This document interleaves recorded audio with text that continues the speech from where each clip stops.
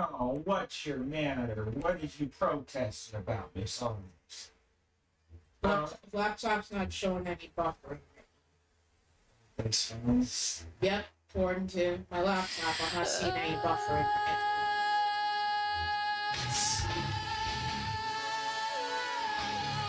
Oh, what's your matter? It's a turn of the phone. Whoopsies.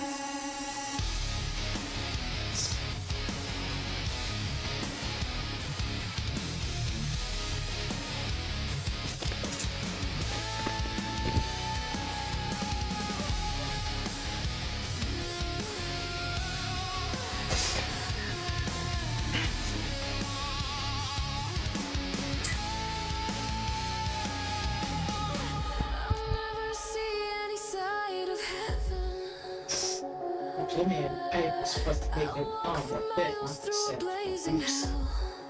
Oops.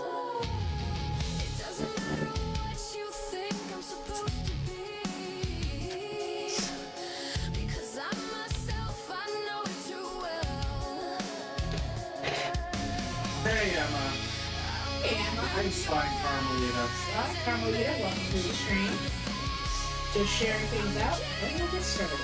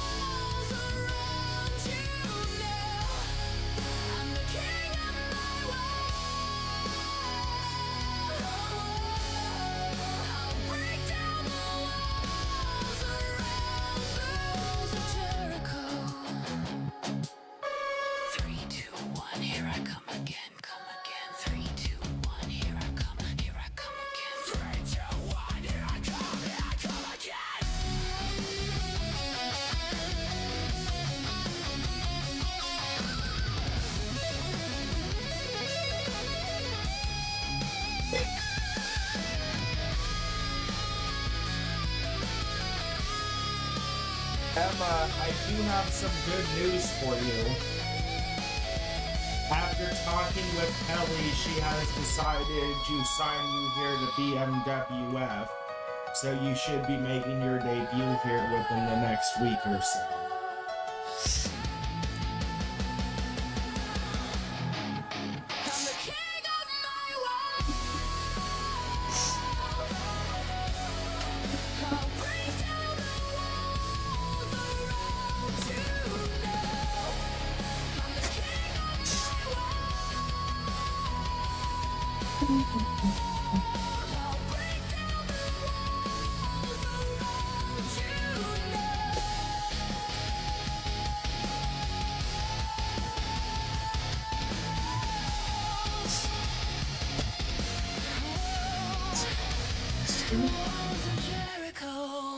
Done? Yes. Okay. But yes, Emma, I have convinced Kelly to sign you to a contract here. So. That's right. So you'll be making your debut soon. Good evening, everybody, and welcome to BMWF Lifeblood. I'm your host, Crush Kelly Black, alongside me, the Chaos Reaper Atticus Black. Hey. This is what we got in store for y'all today. Before we get into the card, Yes, we have some important news. If y'all some good news, some bad. If y'all have been paying attention over the weekend, we had both nights of CRW Nightfall, or the 2-night pay-per-view for Atticus's company. At the end of night one, I earned my way into a world title shot for the second night, as well as a War Games match, where members of the house, including Jose Blanco, faced Jacob Baker. Hi, Ashley Princess. Matt Thunder, Karai, and Yolanda Kulai against Kasara Utaker, Marcus Corbin, Leon Young, and Olivia Takeshi. Winners were entered in that world title matchup for night 2. Well, because it's Marcus, Kasara, Leon, and Olivia won that War Games matchup, and one earned their spots for the second night in the main event. Moving fast forward to that main event. 6-way, Tomohiro Tagaya defending said title. At the end, came down to Kasara and myself, and Kasara won the night that night. But her rise to glory, her opportunity to celebrate winning. Yes, pretty much. Didn't exactly go the way she wants. And yeah, that's an understatement, because out of nowhere, let me say this, a masked person comes out of nowhere, starts attacking Kasara, and then the rest of the house fucking swarms in on Kasara, beating the unholy hell out of her in the middle of that ring. I tried my damnedest to get to her, as well as that masked person. Karai, of all people, tried to fuck with my eyesight again, just like Jose did, but with a burning toxic mist to the face. Luckily, I saw it coming and was able to turn my face away at the time. But in that, I'm hearing Kasara screaming for Leon to come and save her. I'm trying to fight my way through all the members of the house. Jose picking up the damn title, claiming it as his prize, while she's continually being beaten down. Yeah, let's not forget the fact that after we drove them away from Kasara and Jose and Thunder went to the back, they also then laid out Tiny and Killian, who tried to confront them. Yeah. Kasara is currently in the hospital in a coma due to the multiple attack. Injuries, on top of being in a coma. But I did say we did have some good news, so. And here's the good news. Since one, Emma is definitely being brought to the company, because there is no ill will from us, as a matter of fact, against Emma. He has been against all this crap going against the family to begin with, and basically joined the house in love and loyalty to Jose. Not exactly liking the way things are turning out, and despite all her pleas for him to knock it the fuck off, of course he won't do it, because he's so damn hell-bent on whatever vendetta he has against the family. Plus his ego wanting to take gold that he never earned. Oh, I was talking about Marcus and Angela's news. And back to some good news. Well, word has it that Angela had been told as far as what happened to Kasara, and that set in motion her to go into early labor. That's the bad part, but the good part is herself and all 6 babies, 3 boys, 3 girls, are resting comfortably on the flaming fire moon backgrounds. So, and Marcus got to have his wish and being able to help her birth the babies. So he welcomed them into the world as she pushed them out. So, despite the crackle that the house did, we got some new grandbaby / great godbabies in the family. So yes, due to the attack Kasara suffered, she will be out of action here in BMWF as well as CRW for a long period of time. Not exactly sure how long, but due to the extent of the injuries, I imagine it is going to well.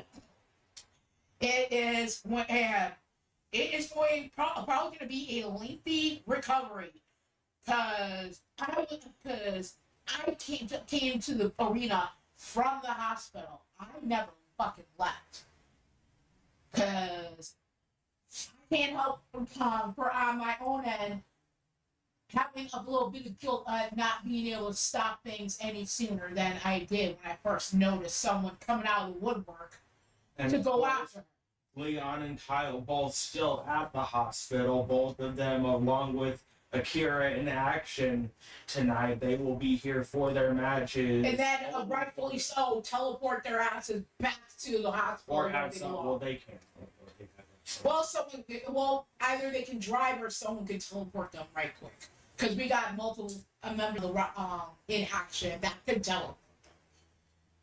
So, before I continue, welcome to the show, Wally, Sly, Carmelita, Ashley, and welcome Totes. And apparently, who says for the right price, you know Totes collects them bounties. Duly noted. But yes, so Kasara remains in the hospital. Leon Young, of course, as I said, sticking by her side. Leon, of course, was in that world title match, got eliminated a little bit before Kasara was on his way to the back to his locker room when the attack went down, made a beeline back towards the ring. Soon as he got there, has not left Kasara's side since. So. And Marcus is and I can sense it from a mile away. Marcus is having some guilt too, and not being able to protect Kasara. I mean, that's the thing. Leon, Marcus, they can sit there and blame themselves, and they can say that me or you saying that it's not their fault won't really mean anything. And I totally understand that. I totally understand that mindset, but coming from a 50-50 standpoint, there's no way that Marcus or Leon could have even seen that coming. I didn't even see that coming. I had no idea Jose was even in the building. Yeah, and me being part of the fight, Sarah, I wish I knew the other house members were there, and I had other people keeping an eye on them all throughout the night up until the main event, to where I guess Jose managed to get into the building and. Like you said, he was under that mask, so I imagine if he was under that mask, he was in the crowd the whole time. Hence why I never spotted him, because one, he's just pure human, he's not supernatural. Yeah, meaning there's no supernatural blood for me to track or energy for me to look through. Mm-hmm. And welcome to the stream, Kyle. Good to see you. Unfortunately, I wish it was under better circumstances. Welcome in, Kyle. We just got done explaining what happened to Kasara and everything to everybody. Like we said, she will be out of action for the foreseeable future. But yeah. And by the way, you talking about probably not making a difference, trying to tell Leon and that's not their fault. I'm trying to be in that mindset, but it's different. Oh, I'm gonna say shit to you about it. Because So that's the thing. You, just like me, even if you were down there, with the fact that Jose's pure human, there's nothing for you to track, and then it's a lot difficult for us to just track an average, everyday, normal person like we would people with supernatural powers. Yep. There's no way that you could have seen it coming, because like I said, I had no idea Jose was in the building. I knew the rest of the house members were there, but I saw them walk in, didn't see Jose the whole night, which means, like I said, he was probably in the crowd in that mask. So Because Kasara is one of those members of the family, like the Nightwalker children, as well as certain other members of the family who are younger than me, consider me like a mother figure, just like their own moms. So it's like that mother in me. anyway, you want to get into the match card? So, yeah. Mother in me is like ready to commit murder, but I'm trying to have some restraint, which is difficult. Anywho, moving on to tonight's show. As it's been stated, a lot of family in action for tonight. First up, we've got Triple Threat 2 out of 3 pin sub. J-Pop, Vera Richards, and Jay Vulture. Pressing Bastards, Mason Nightwalker and Shadow Press taking on Texas Heat and Jake and Austin Bagwell in a 2 out of 3 tables match. Probably Emma. What he's best at. Pretty much. Wouldn't be surprised if he's lurking around here right now. I'm listening and getting a chuckle or two out of what he did. Oh yeah. There are many people ready to kill him, if you know what I mean. Mm-hmm. But anywho, but there's only one person who gets first dibs. Doesn't matter if it's here or in my company, and you know who that is. And that's Lee. Yep, I already know. Yep, hence why I'm doing my damage to show restraint. Speaking of Leon, in our third matchup, triple threat pin elimination, Lucian Utaker, Leon Young, and Carmelita Fox. Next up, pin sub KO 1 fall to a finish between the Voodoo Magicians and DJ Springheel and Jack Utaker, taking on Starlit Maledictions, Aria Black, and Isabella Richards. Triple threat action. Sub-elimination. We've got Chesney Jackhammer, Akira Young, and Anya Ali. Next up, Tag Team TLC. Pin sub ain't involved in this matchup. It's just a matter of going up a ladder and pulling down the briefcase just for the fun of it. So we've got All Night Express, Black Eyes Brian LG, and Primetime Sean Sanders taking on Clinton McCleary and Paul Utaker. Next up, 2 out of 3 pin sub. We've got Remnant Majesties, Atticus Black, and Leslie Utaker taking on Heaven and Hell's Mr. and Mrs. Utaker.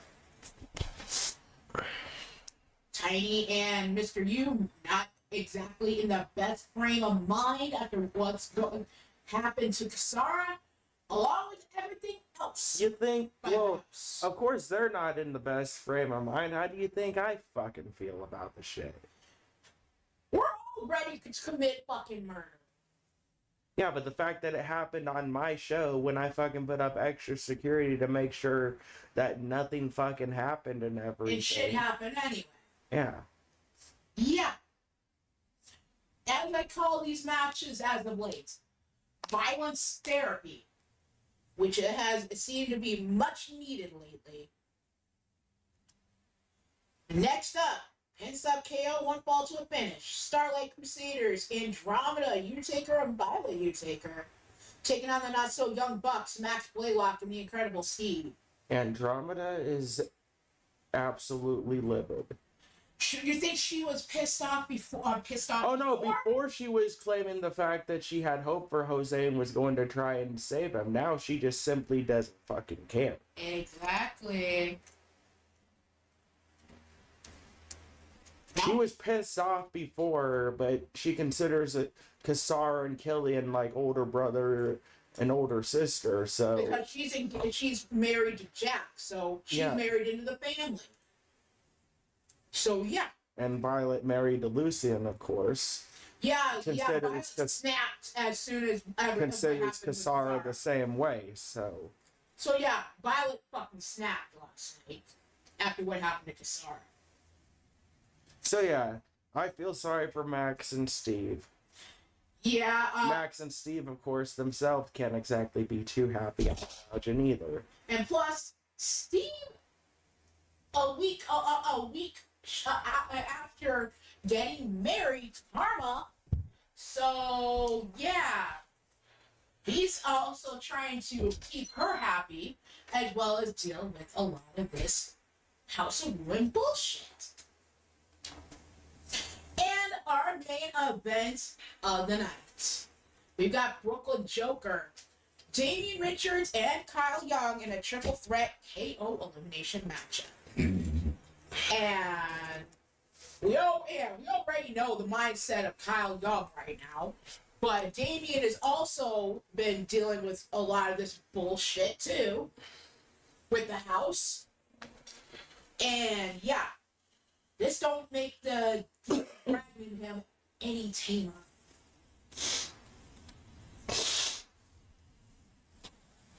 Not by a long shot.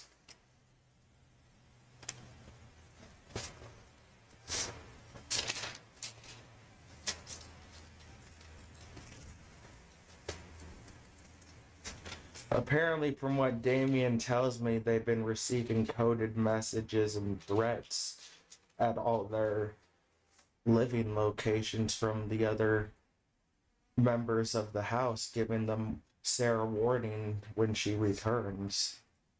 So. Yeah.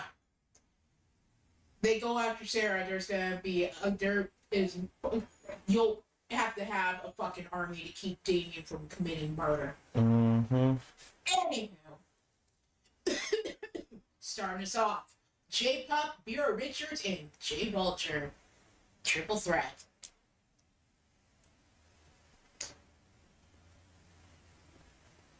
Anybody with someone who has been affected by the damn house, don't fuck with them right now. It's not in your favor. Gonna be in your favor.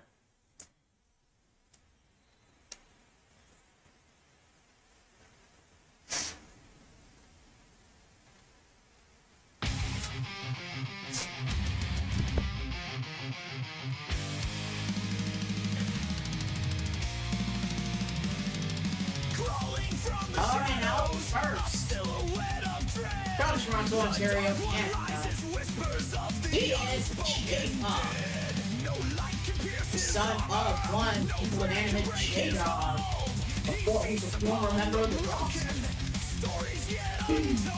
Following in the footsteps of his father, was the winner of that Bloodhound briefcase with the world heavyweight title shot inside. So, through J-Dog representing his son, it's been stated that he's been thinking of cashing in at the pay-per-view. So he's going to be a part of that title match.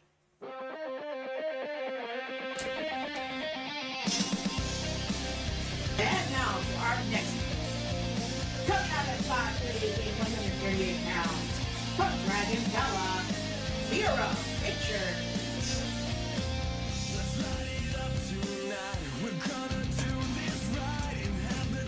Vera, not exactly one of the hottest members, let alone members of the family who have looked to Jose for guidance, for love and loyalty. As like family, and with his actions out of the way, he's just chopped all that up with.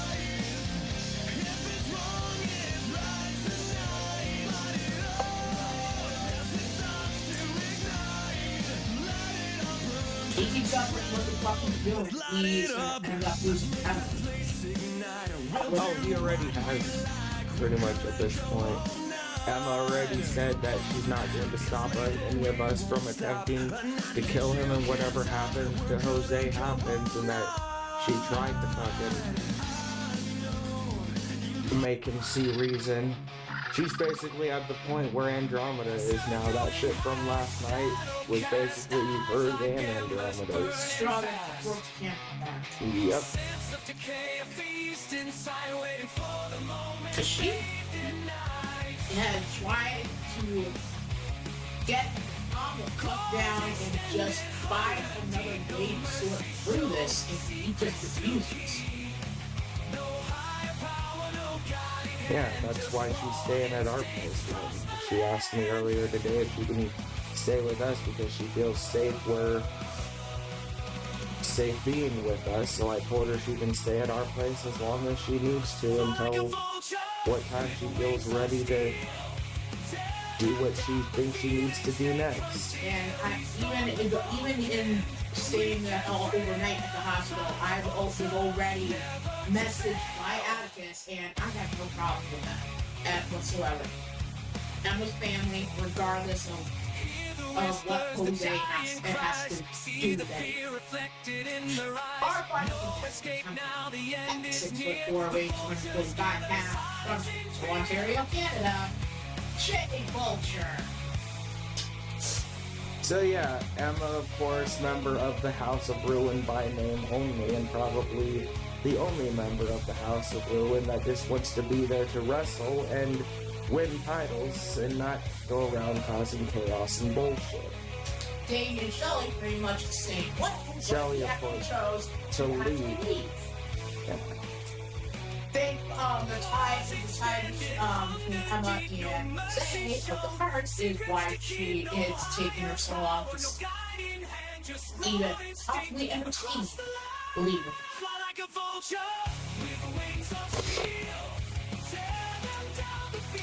This is going to be a 2 out of 3 in submission. Lost time expert. For this triple threat. Hey, MSW, what's going on? What's up, Stanley Ward. Wow. Long time no see, Miles. Welcome to the stream. If I remember correctly, I used to have Miles on my roster. Yes, you did. Hope things are going well with your channel.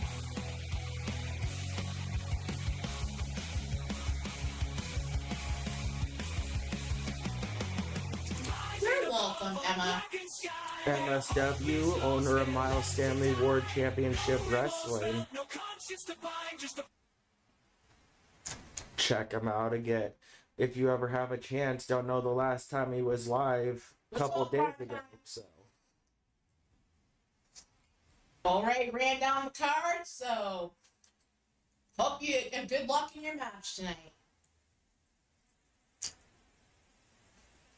But yeah, Emma, I have no problem with you staying at our place on the estate. It's alright. Plus, the triplets have taken a liking to you, so. They're babies. They're going to take a liking to a lot of people. If you give them attention, they're like pets at this point until they learn how to walk and crawl. You give them attention, food, love, care, they'll love you regardless of who the hell you are.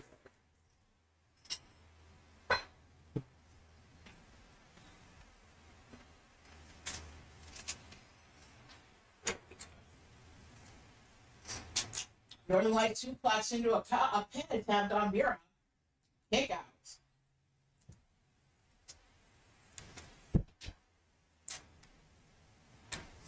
Jay Vulture was in a tag team when J-Dog was a part of the company. They were the first ever Blood Beast tag team champions in the company.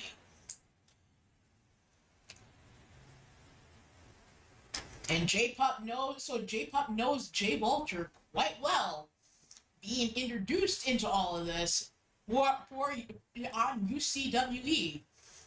For Jay and J-Dog. And just to further my point about this, babe, earlier when Emma was with me at our manor on the estate grounds, Ariel was causing a fuss, wouldn't stop crying. Soon as Emma pulls out a cookie, she stops crying and starts giggling. So, like I said, it doesn't matter who you are. If she sees a treat and she's like, "Hey!" You just got back, wormed your way into her heart with a damn cookie. Well, that's the thing. Like, it doesn't matter who it is. Like, they see food, you give them attention and love and care, and they'll love you all day long. Pretty much. I can also say the same thing about Zeus and Cassie and all the rest of the our wolf pack too. Yeah. You treat their family good, you treat them good, you're golden. Oh no, that's the thing. I've seen people be introduced to the family and Zeus and Cassie growl at them and hate them, and as soon as one of them just pulls out like a steak or some other food and offers it to them, all of a sudden Zeus and Cassie go from hating the person to being their best friend. Yeah, I'm a good boy, I'm a good girl. Pretty much. God damn. Like, from fierce protector to a fuzzy puddle mush. Like, they'll be your best friend.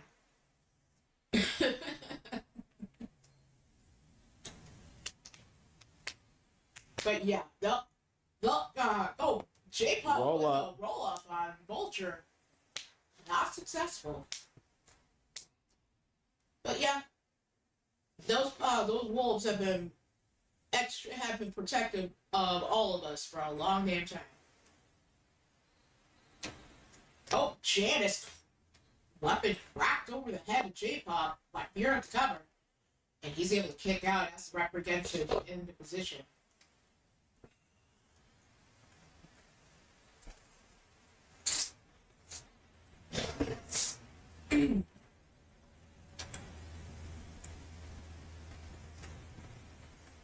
J-Pop jumped onto his head with that cross-arm German suplex. Vera dropping J Vulture onto his face.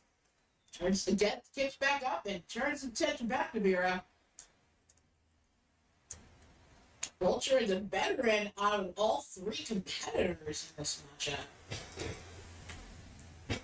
That's Vera up. Drops with a knee shot. Goes to the cover. And looked like that was J-Pop making the save as well as Vera kicking out. In order to keep J Vulture from the first ball, as Vulture drops J-Pop with the scavenger effect. Cover.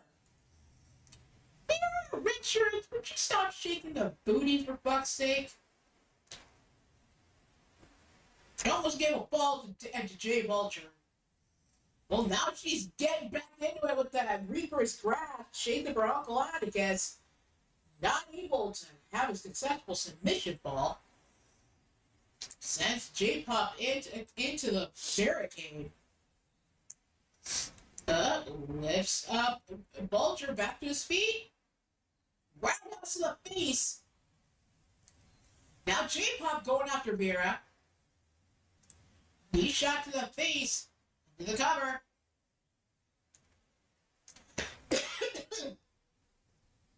Kick out at 2.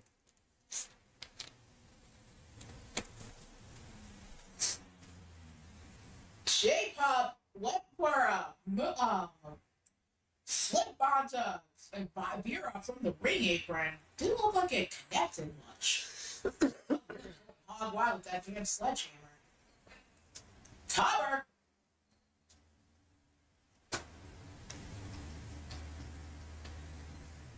Kick out at 2 by J-Pop.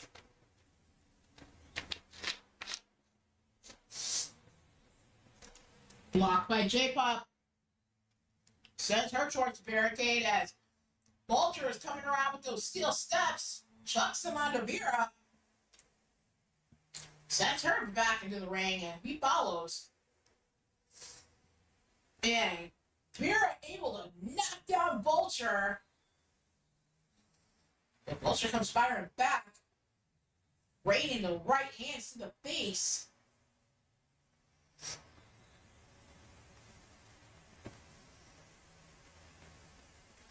Vera dropped with the razor's edge as weapon to the dome of Jay Vulture. Now, right now, it is Jay Vulture and J Pup in the ring. Pup slammed down, cover. 2 count only. Vulture lifts him up, slams him down. Oh, iron claw to the face. Is this enough? As Vera comes in with the guitar, trying to bust up that damn submission. Not unsuccessful, but J-Pop able to fend off Vulture. Vera gets sent towards the ropes, turns his attention back to J-Pop.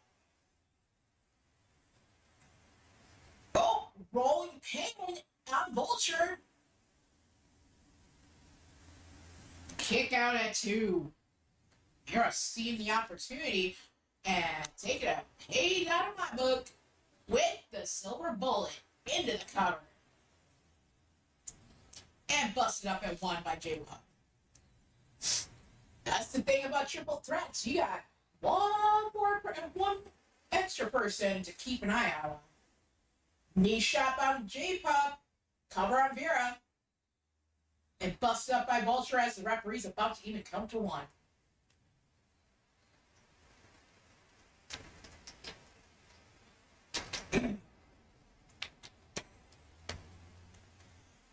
Kick upside the head on Vulture. Vulture having to roll out. Vera had J-Pop up. Kick to the face. Shoots the half, goes for the cover. Kick out at 2. J-Pop not saying die. He may have that world title shot in his back pocket for the pay-per-view, but any chance at any other title is about the win-loss system. So it doesn't hurt for him to put up the effort in these matches. Double-handed choke slam onto Vera by Vulture. Has that light tube in hand, not able to utilize it as J-Pop with the strike to the face. And then Vera with a kick on J-Pop sends Vulture into the ropes, slams him onto his back. Vera bringing the fire to this matchup. Comes on in with the traffic cone and chucks it at J-Pop's head as he's about to go airborne with the highest maneuver. Then turns her attention to Vulture. She's like an equal opportunity ass kicker right now with everything that's going on. No offense to J-Pop and J Vulture, but I'm loving this coming from Vera. Because this is what you need to keep up with the guys. No holding back, no fucks given. She gets set into the corner. J-Pop sees Vulture coming and takes him down into the cover. Busted up by Vera. Then J-Pop out of nowhere with the drop onto the knee face first. Goes high risk. Moonsault off the top. Vera having to roll out. Be a little not loopy. And J-Pop caught taunting and got dropped. Cover. And Vera, I swear to fucking God, you just gave Vulture a chance to get a damn fall. Girl! Save the booty shaking for Blake. For fuck's sake, girl. I love you, but damn.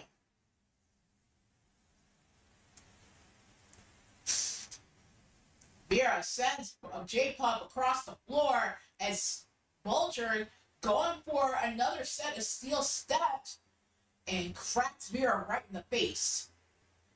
But he doesn't go for the cover on her, he goes for the cover on J-Pop. He said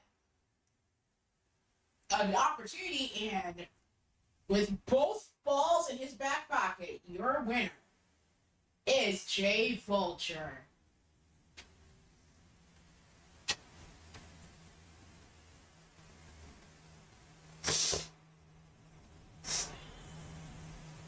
maybe a little extra stank on it because he went instead of the pin on Vera, he took out the son of his tag team partner.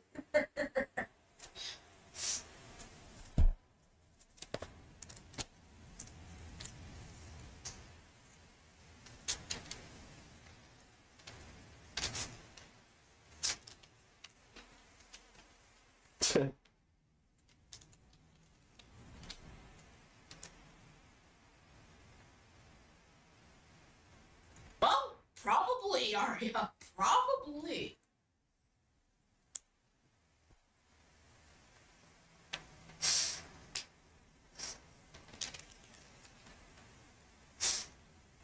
I guess her aim ended up landing on J-Pup's head when she chucked that damn traffic cone.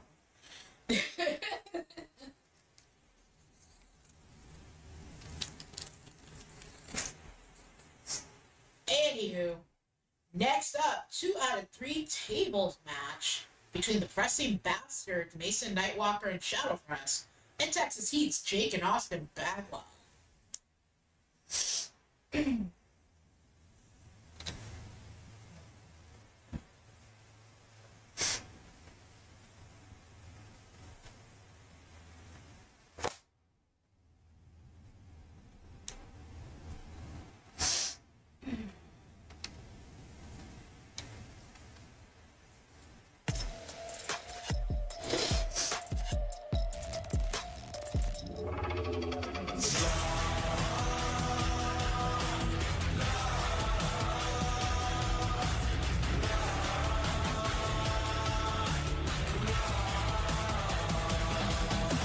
Running out first. At 5'11", pounds from Detroit, Michigan, she is Shadowpress. His tag team partner, 6'7", 326 pounds from Dublin, Ireland, Mason Nightwalker. Together, they are the Pressing Bastards. Till the fat bitch sings, getting one for the chamber, two for good health. Know a little about evil and a lot about hell. Playing ring around the daisies with a shotgun shell. If you're gonna take a life, will be another veteran in the business. Mason, with success of his own as being a champion, successfully defending tags and trios when once it was bestowed upon him to the place of his grandfather, Mordred Nightwalker, when Mordred was on his way out of comeback. So Mason has built up a legacy of his own based on the honor given to him.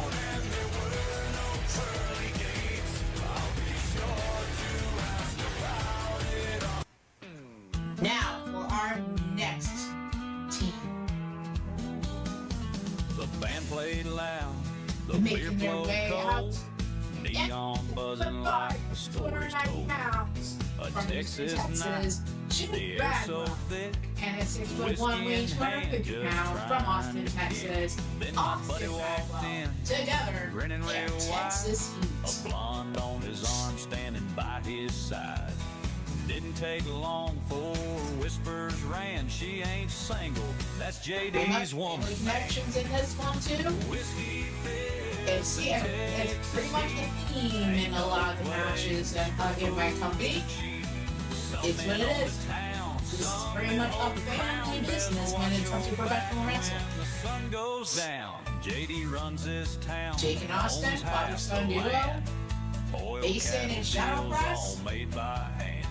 Ain't just his Brothers in money, arms ain't in just his the name, Death Bride. his temper's the thing that built his fame. As well Then the door as swung Mason wide, and Shadowpress looking up to Jake as Uncle Jake.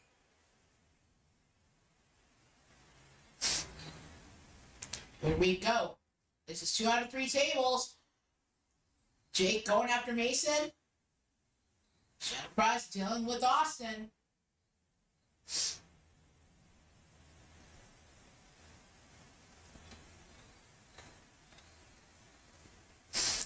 Jake with strikes onto Mason. Northern Lights slamming Mason onto his back. Jake taking the opportunity to go for a table.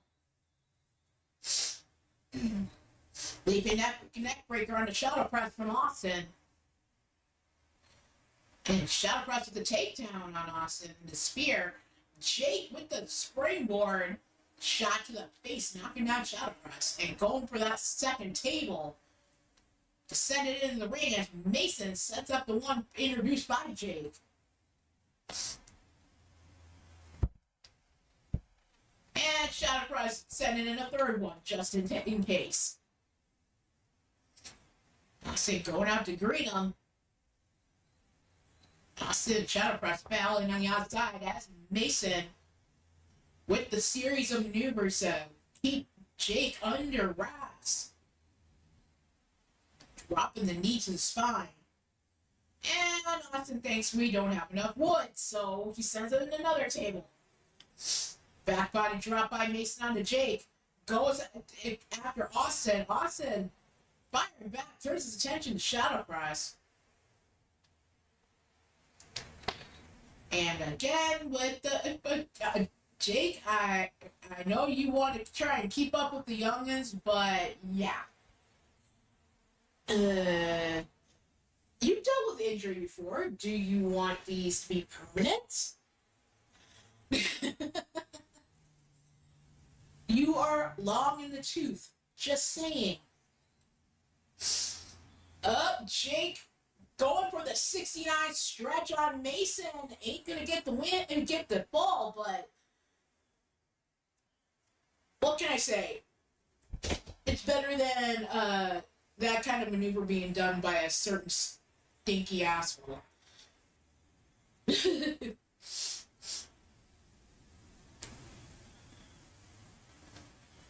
Mason going after Jake as shadow press sets up that second table, turns his attention to Austin.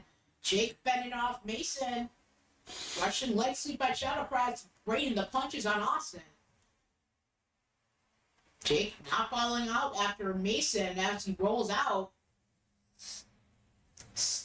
Not bad tag team strategy. One of your opponents rolls to the outside. There's still one left in the ring in order to that could get that table fall. Nice reversal into the DDT on Jake from shadow press. Mason trying to contend with Austin. Slams him with that backbreaker.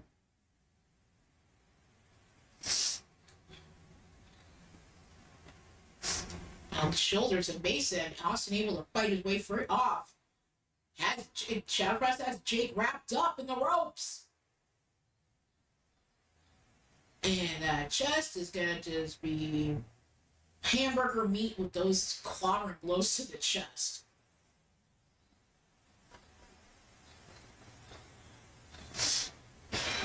Shadow Press and Austin in the ring. Jake comes back in. Shot to the back. Shadow Press hooks up Jake. Nice reversal from Bagwell into an arm drag. And again, Jake going for the springboard maneuver, not even close to connecting with Mason. And the hangover to the face of Jake. Mason with the table to the face of Jake. Sets up the table as Austin with the takedown on Shadow Press.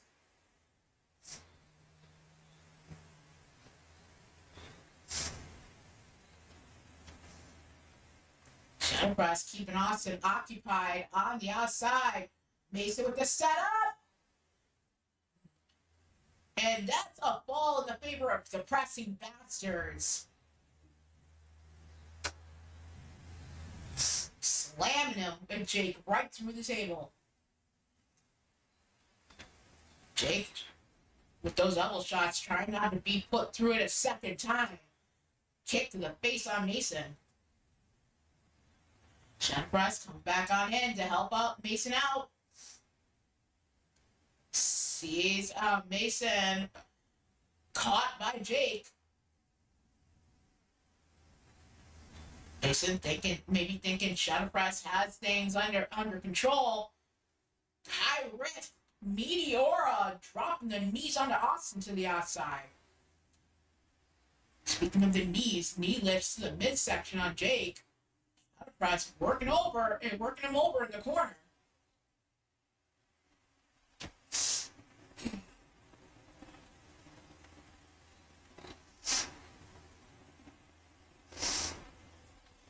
No doubt if AJ was anywhere in the vicinity, he would be again saying, don't let Grandpa win when it comes to Jake Bagwell. Oh, both members of the ship-pressing bastards shot into the corner. Oh, nice takedown by Shadow Press on Austin. Jake set into the corner. Austin rolling out. Oh, Jake has hold of Mason. Could have gone for a fall with the table, but he chose to go into the far corner and drop him onto his face on the turnbuckle. It could be a mistake to bite him. And again, another attempt at a 69 stretch on Mason. And Shadow Price setting up Austin.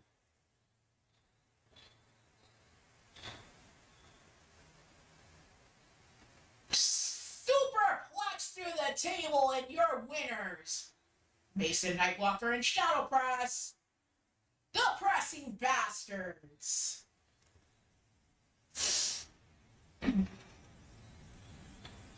Well done to Mason and Shadow Press.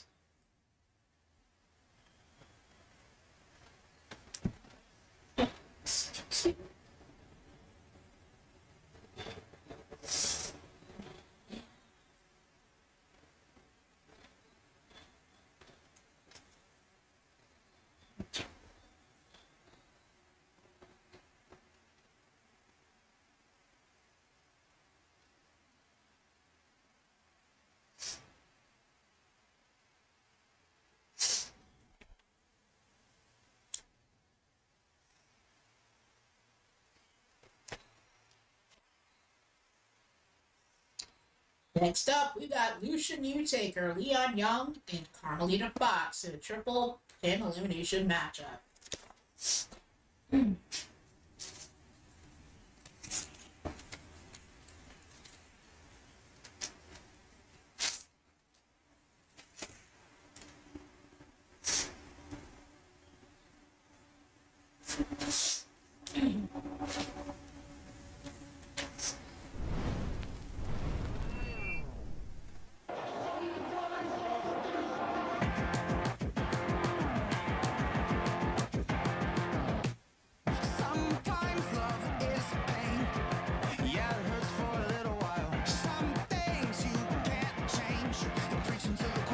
Making his way out to the ring first. 6'6", 250 pounds, from parts unknown. You take. Check.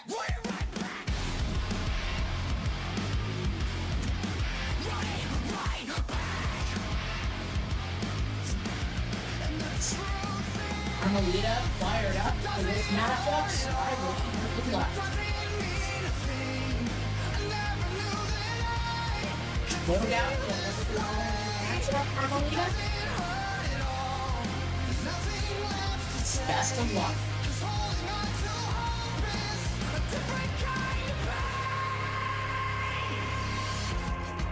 We all got vices, we all got choices to make. It's hard to stay and hard to walk away. You lied to me, spinning in the dark. It took me years to see that you had such a life out of me. Lucian just brought us name of a little family. Not the best news. That's the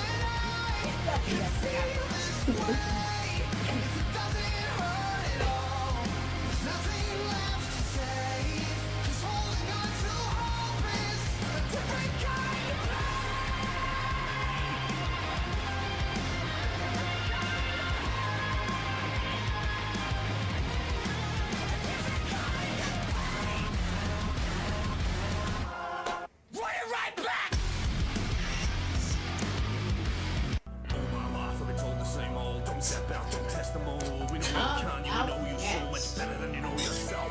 To the ones that won't engage me, and the same try and engage me. But again, sit still or I won't be tamed. F5, 195 pounds from Chicago, Illinois. Leon Young. No doubt it's taking a lot within him to keep up that fired up attitude that he usually has every time he comes to the ring for his matches. Definitely has something of more higher importance on his mind right at the moment. But we'll fight. Thought this would be a good idea in order to get out some of that frustration. At least to the point where he's not really committed. When he's about to face supposed to see all of it. Despite the fact that that part was pretty much out of control. You better pray and save God.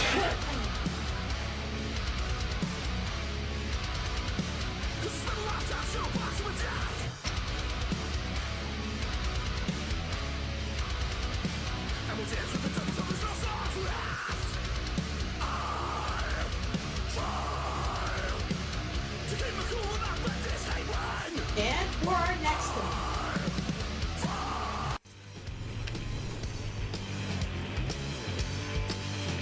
Coming out at 5'8" weighing 145 pounds, from Paris, France, Leon Fox. Hey, what's up, Clifton? Welcome to the stream.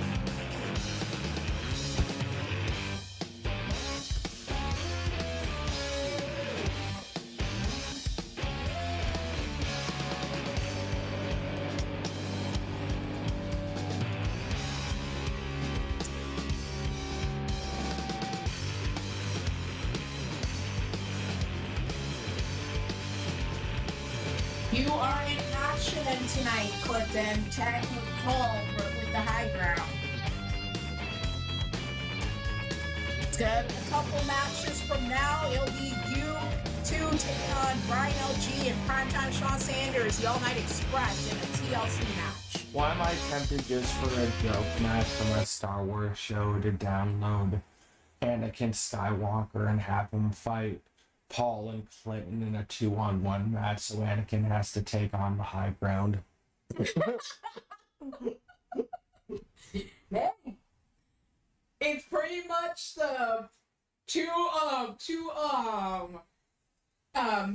so-called Masters of Darkness versus the light side of the Force.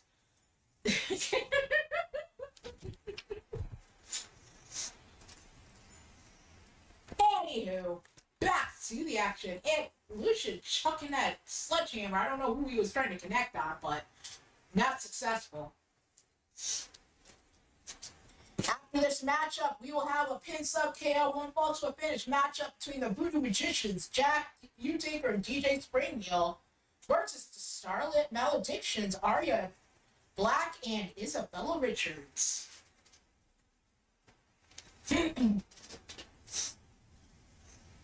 Lita going after Leon. Leon fighting back. Eats a drop kick to the back for Lucian.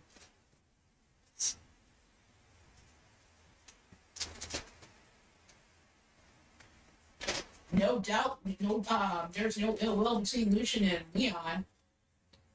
Lucian would be more than happy to help Leon get through a lot of the frustrations, especially with Kisara being one of Lucian's big sisters.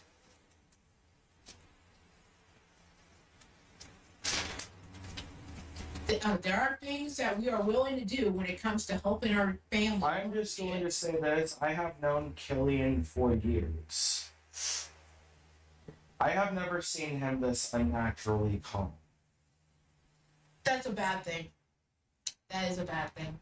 Usually when Kisara gets hurt, he's all wild and frantic and all over the place and shit wanting to beat people's ass. This is a different. Yeah, you know how they say beware of the quiet ones? Yeah.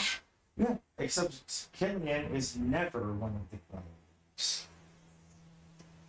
I think he could Paul is one of the quiet. Mr. U is one of the quiet ones. They're both quiet as well, which is natural to me. I'm used to. However, Killian being this quiet isn't something that. Yeah, I think he's taking everything within him to not commit murder. I think it's more out of respect for Leon, if anything. Yeah, he knows that if Leon wasn't in the picture, he probably would have snapped. But the fact that Leon has been promised first dibs at Jose, and the fact that he knows how much Leon loves and honors Kasara, that's why he's holding back on this. Yeah. Because otherwise, Jose would have been a dead man. Would be dead as dead can be. And Lifeblood told me Killian hasn't said a word since he got home yesterday. Just been in his study the whole time, fucking. Sounds like something Paul Probably, and Mr. U would do. Yeah, plotting something, I'm sure. Yes. That would be something Paul and Mr. U would do. Hole away in their studies, away from people while they're stewing. But back to the action. Kick out by Leon. Carmelita. Almost getting the elimination on Leon. Dragon Screw leg whip on Lucian. Carmelita hooking up Lucian. Pedigree. And Leon chucking that damn sledgehammer right in the face of Carmelita.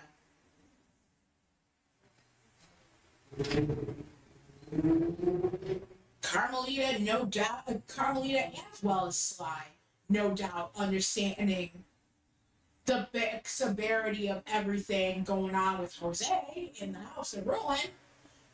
The two of them having been of great assistance in the battle against the Hunters and are still on the side of the family when it comes to Jose and the House of Ruin. Kick out and won by Carmelita.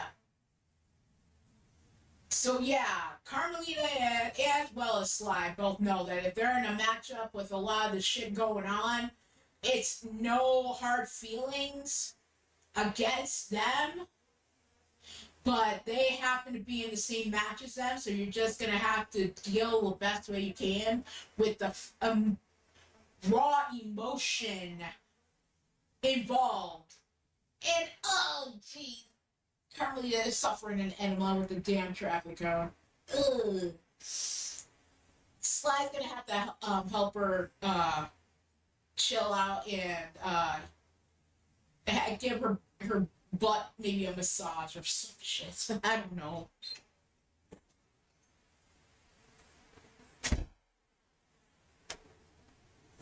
Oh, really, Sly?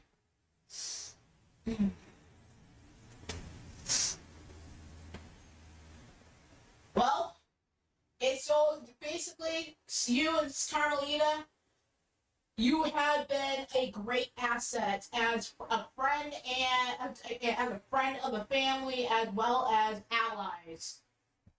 Whether it was the Hunters, Lilith, or the House. Or basically anybody that, for that matter, starting some shit. You are greatly appreciated.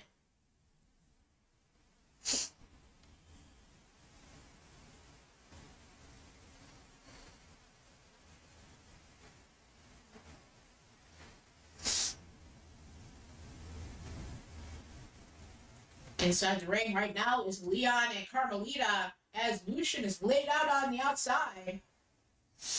Shot to the face from Leon. Kick to the leg and then knee shot to the face into the cover. Kick out at 2 by Carmelita.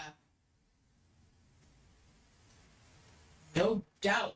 Hell, much fight inside her when in competition. Lucian and Leon having to roll out. Carmelita, tour of the islands. Carmelita slammed onto her back, covered by Lucian. And it is down to Lucian and Leon. Great effort by Carmelita. There will be other opportunities to get a W for the win-loss record, as Lucian only getting a 2 count against Leon. No doubt in my mind, Leon is not exactly thinking about wins and losses and titles or whatever, because the love of his life is in the damn hospital in a coma. That's a high priority.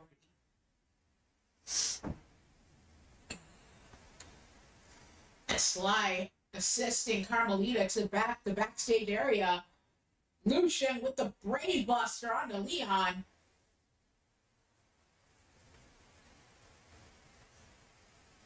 Down to the corner. Lucian scoop slam onto Leon. Taking high risk.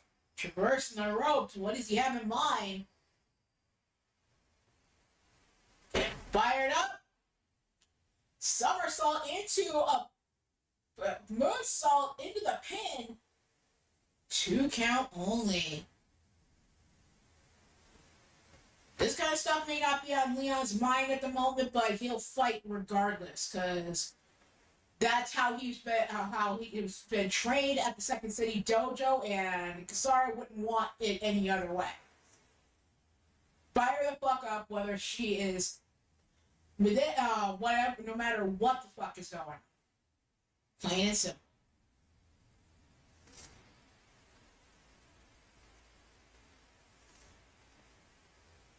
Lucian dumped onto his head with that suplex. Leon's grabbing the barbed wire back, teeing off, only take 1 shot to the arm, goes for the cover. Kick out at 2 by Lucian.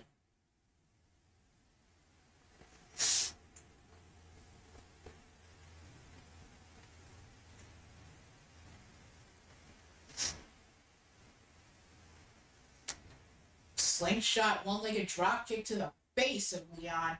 Leon crawling to the opposite end of the ring, into the corner. The second set of steel steps set into the ring. And I think Leon has been eyeballing Jeff Matthews with that Claymore. Jeff usually saying that would be the perfect weapon kick. And that gets Leon the win. Congratulations to Leon Young.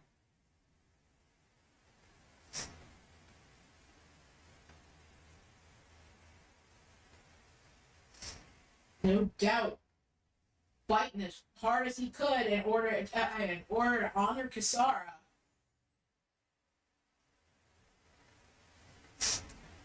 Congratulations to Leon Young. No doubt will be lickety split off to the hospital where he needs to be.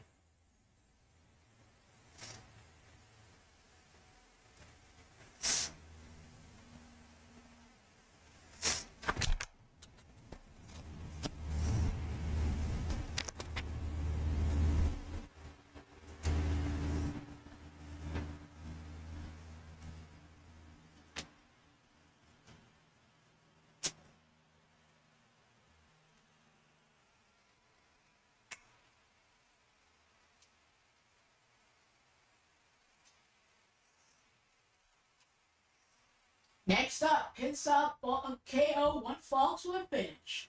The Voodoo Magicians and DJ Springheel and Jack Mutaker are taking on Starlit Maledictions, Aria Black, and Isabella Richards.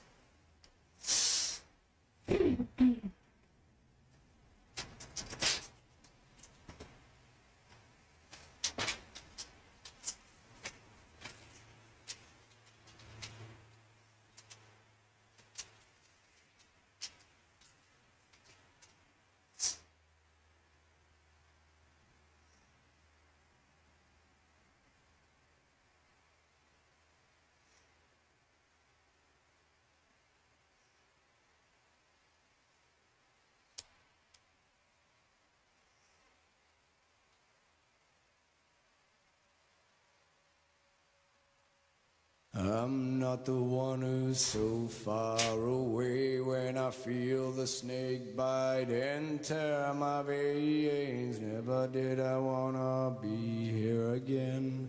And I don't remember why I came.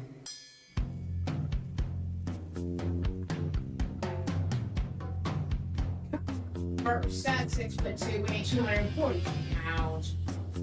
From Transylvania, Romania, DJ Premium. And at 5'11", weighing 240 pounds, from the bayous of New Orleans, Louisiana, Jack Taylor. Together, they are the musicians.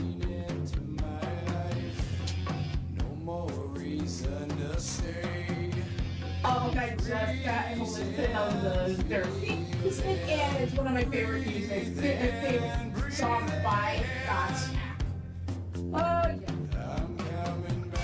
Legacy of how long I used to have that Pepsi where I was in my soul when I was in high school.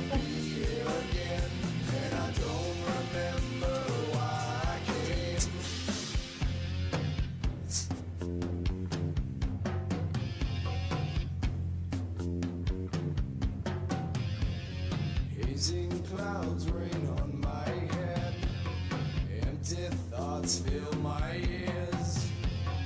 Find my shade by the moonlight.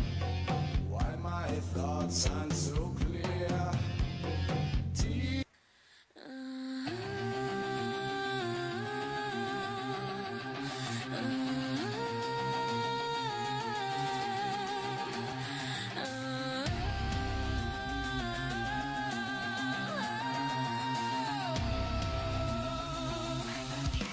Coming out next, Serotonix. At 5'4", weighing 110 pounds, from the Garden of Eden, Isabella Richards.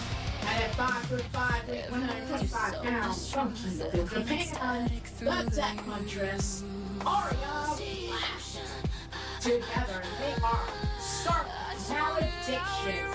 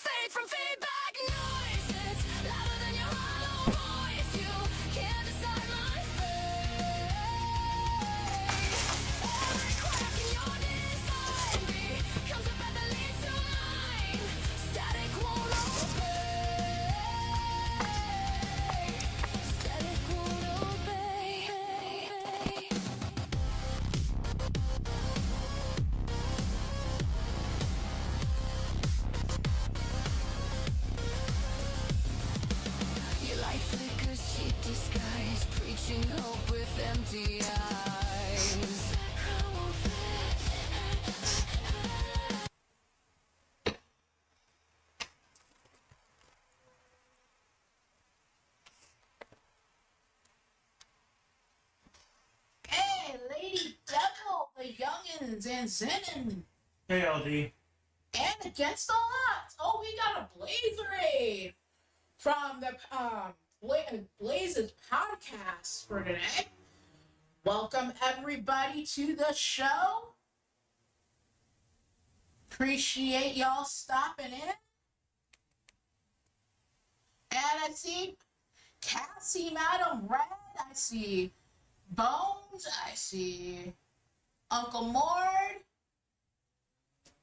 Welcome in, everyone. Blaze, thank you for the raid. Appreciate that so much. I didn't have my eye on the live chat because I was busy handling the music for this particular matchup. Appreciate you all coming into the live episode. AJ, Violet, Vera, Diamond Sky, Colton. Welcome to the stream. Vera was in our first matchup of the night.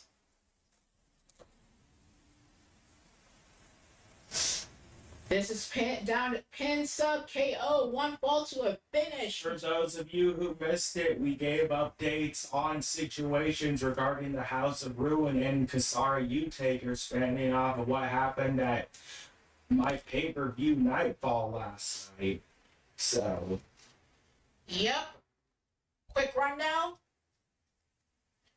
Kasara got laid out after the world title match, successful in winning the Chaos Regional Wrestling World Heavyweight Championship in a six-way, only to get beaten down by Jose Blanco and other members of the House of Ruin, now currently in a hospital. In a coma with multiple other injuries, and it's going to be a long time coming when she's able And to of return. course, Leon Young has been promised first crack at Jose after what he did. He will get his shot tomorrow night on the next episode of Mass Destruction in our main event over there. Leon, our winner of the triple threat just before this matchup. And no doubt already on his way to back to the hospital to be with Kasara.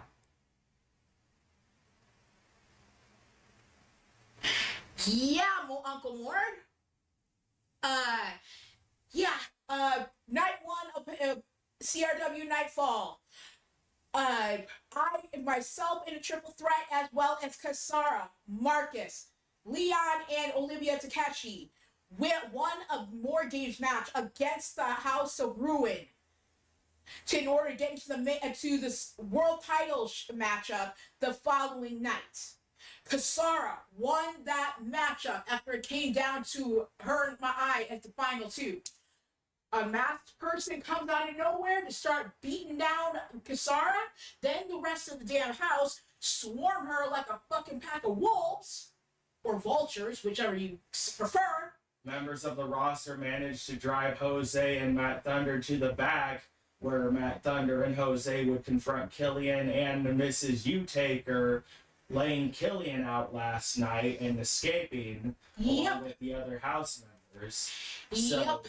And I almost got a burning toxic blast to the face by one of the house members while I was trying to get to Jose to try and stop the beating.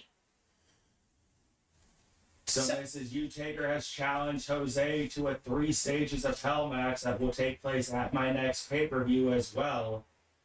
Something that popped up in the chat during the time you were live, and Jose accepted. So yeah, and Jose basically, no doubt he was going to go after whomever was going to be the world champion. Kasara just happened to be that one to win the title, and basically as she was beaten down, picked up the damn title like it was his prize, not hers. Luckily, he didn't wasn't able to escape the damn building without the belt. or with the belt, you mean? With the belt, I mean, excuse me. But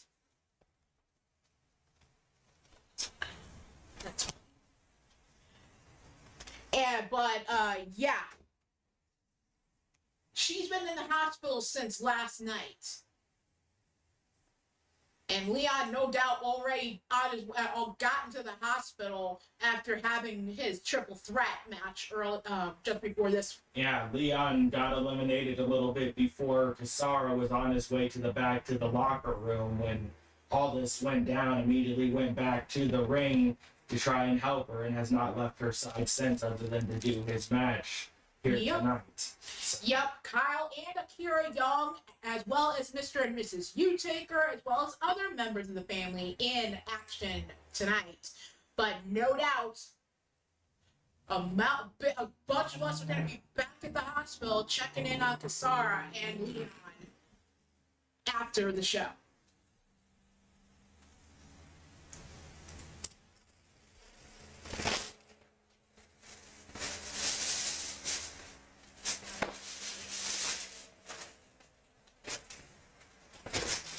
Oh my god! I'm sure AJ is coming out of hiding from ES, scared that ES is mad at him being Shulky for the entertainment style the other day. I spoke to Shulky. She's not too mad about it. She says it is what it is. Yeah. I mean, night one, he was getting a little bit anxious because she was a part of that damn triple threat to even get the title shot.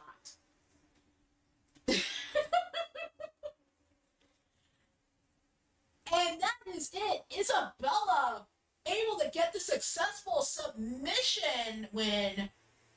Your winners, Isabella Richards and Aria Black of Starlit Malediction. Getting the win over the Blue Magicians. Last I checked, Arya and Isabella are in first place in your tag division. I need to add Friday's win-loss stuff as well as having to do today's as well to be completely 100%. But anywho, congratulations to Arya and Isabella.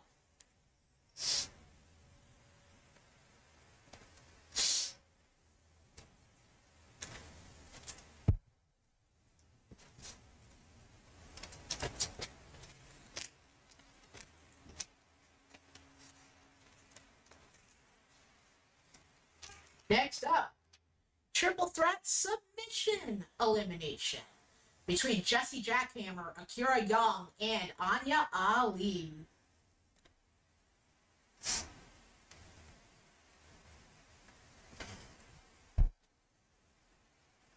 Blaze even saying fuck Jose for that bullshit, and Blaze doesn't speak much on anything regarding drama. And Isabella's saying it's sorry to Jack to Jack and Andrew. I'm sorry, please don't be mad. I guess because her and Arya won the match. Don't worry, Isabella, you're fine. Spirit of competition.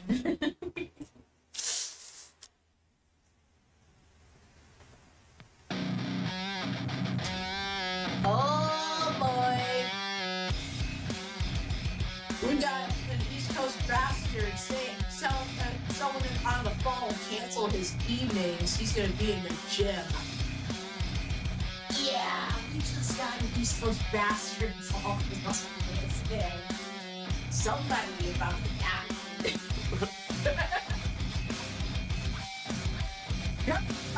First, that's 6'5", weighing 275 pounds. From Toronto, Rio, Canada. The Canadian Nightmare, Jesse Jackhammer. I said last time I have to be attacked. I'm wiping my hands of Jose in this situation. I'm not going to step in, get involved, or rise up and try and save his ass. Me, Emma, Andromeda, and several others have tried to reason with him, make him see what the hell he's doing. This fucking bullshit needs to fucking stop. He won't do it. He made Kasara out under the coma, and at this point, I am not the type of motherfucker to try and stop that family from getting their fucking revenge and beating his fucking ass and setting them straight to fucking hell. So, other than Leon, other than certain members of the family getting dibs on taking Jose on, that's like the only reason that I have not yet to commit murder. yep. So, With the fucking massacres. And also, for those just coming into the stream, we've already in discussion with King Atticus and myself. Emma will end up as part of the roster. She will be making her debut soon. And I am posting already a part of the roster. For those wanting to whoop his ass. For those of you who know, in both mine and Kelly's company, faction games are coming up. And since everybody, Lord included and others, are so keen on wanting to kick Jose and the House of Bruin's asses, members of the House of Bruin have been signed to short-term contracts here at BMWF purely for the sake of people getting the chance to beat their ass. And also they're basically gonna be like 5 or 6 of them. So they're gonna have to try and figure out who would be interested in even teaming alongside them. Jose already gave me a list a long time ago for people beating on the USA thing. People then I had a list of people that were still available. I would just have to probably send those 4 people from that list of non-faction members. Okay. We'll have to see how it is compared to what's already been confirmed. And Evan coming out second at 5'8" and 140 pounds from Tokyo, Japan. Now residing in Chicago, Illinois. Up here right now. Now, on to our fight. As Uncle Morris like, they're not getting the Grand Slam states, then they're getting the fast.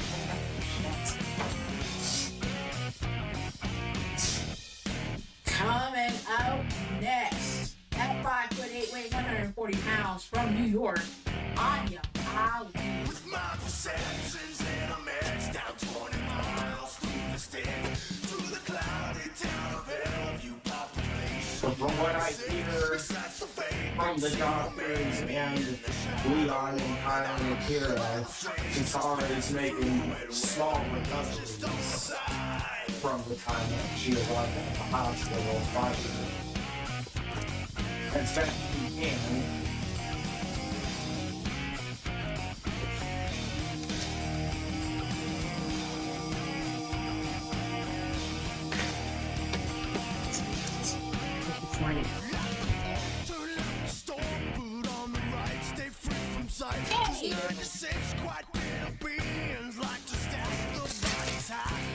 This received a little bit of paperwork, though. Nothing to worry about. Check the other envelope later. As I said before, We just got a ladder. oh, God. If only it came from a damn owl, I would be so happy. Anywho, I was singing the Blues Mail song. I wasn't always that into blues. Yeah. Neither was I, but I have me singing. Okay. This is triple threat submission elimination this time. Akira already going for an armbar onto Jesse. Jesse able to twist his way to a position where he can punch Akira and get his arm free. Hey Colton, good to see you, sweetie. Sean's giving congrats to Arya and Isabella.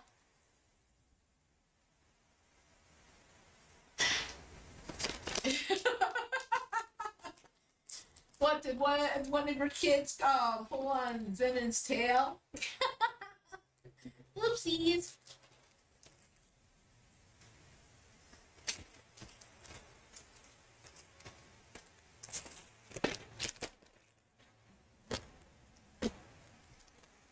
Oh, yeah, because Uncle Mord, you're the first ever Grand Slam champion in the company. He's basically stating that he's been away because there was no way to match or top what he did in his previous run. And apparently, hearing what we just divulged tonight, he's got a reason. Oh, I understand that totally. Unless you have a reason, there's no point in this situation.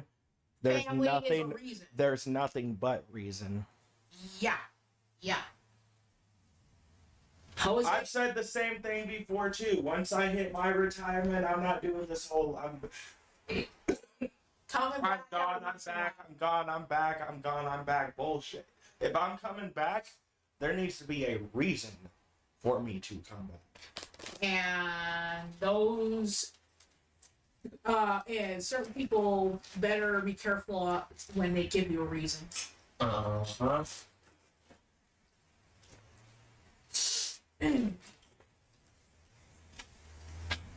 And yeah, I have been for the most part keeping our triplets at the U-Taker Manor whenever we're away, in order to keep them safe. Because yeah, whether it was the hunters or the Lilith or the damn house, there's no chance in hell. I only had them around just for the hell of it because it was a special occasion with your pay-per-view. Anyway, speaking of the house, Kasara, and shit spanning off of this, Leon Young, of course, everybody knows, dating Kasara Utaker, all that stuff, will hold on to the Chaos Regional Wrestling World Championship in Kasara's stead until she recovers, and should Kasara be unable to defend that title at our May pay-per-view, Leon Young will be defending it in her place. Oh, damn it, Violet. You were trying to go away from me. That hole is an exit, not entryway. So yes, Kasara, the World Heavyweight Champion, will remain the World Heavyweight Champion, but will be represented by her. Your man, Leon. Yep. Yeah. After this matchup, we have Tag Team TLC match. All Night Express's Black Ice Brian LG, Primetime Sean Sanders taking on the High Ground, Paul Utaker and Clinton McCleary.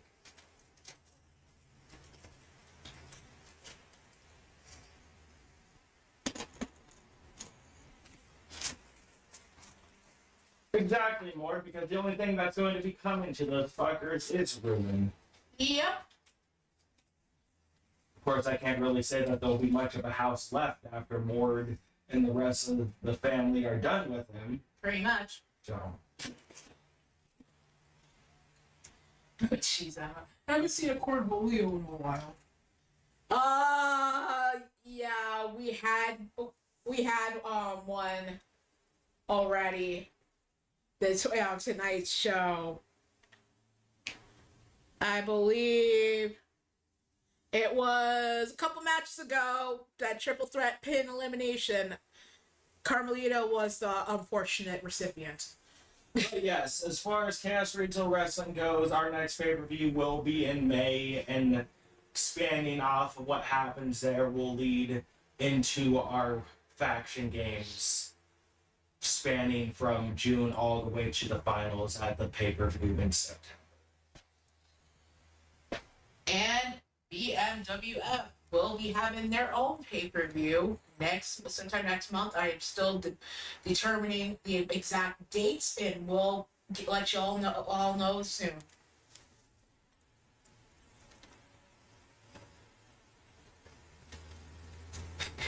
Board thinking about making a couple calls of his own since Jose decided to get a group of his own. So I was going to do 10-man factions, but I might lower it down to 8 or 6 person just to I've already get more options for teams. And if they're a part of my faction games, had already determined. It's already a lot of people have already confirmed 10-person teams. yeah, well, my stuff hasn't been fully confirmed yet. True. If Jose can't find 4 other people for the House of Ruin, then, like I said, there's only 6 of them there, and it would make more sense just to do 6-man teams and stuff, and just... Could find another way to get people to go take them on. Plain and simple. And Clinton says, need a bloody who can Sunday. Okay.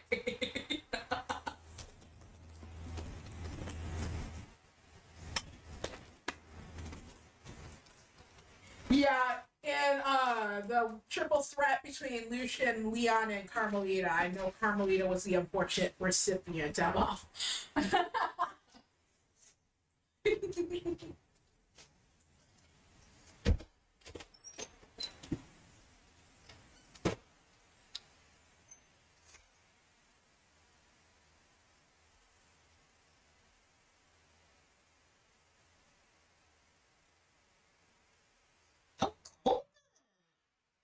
Asking to possibly train with Mord. Well, you've seen the fruit of my Uncle Mord's labor. So you know his legacy. From what you've heard from everybody else. Can't go wrong if you learn from the East Coast Bastard. That's gonna need more water.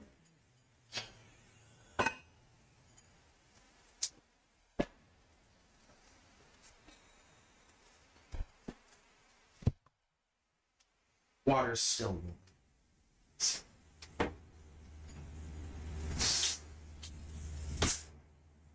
Kira with an angle slam onto Jesse. Grabbed from behind by Anya.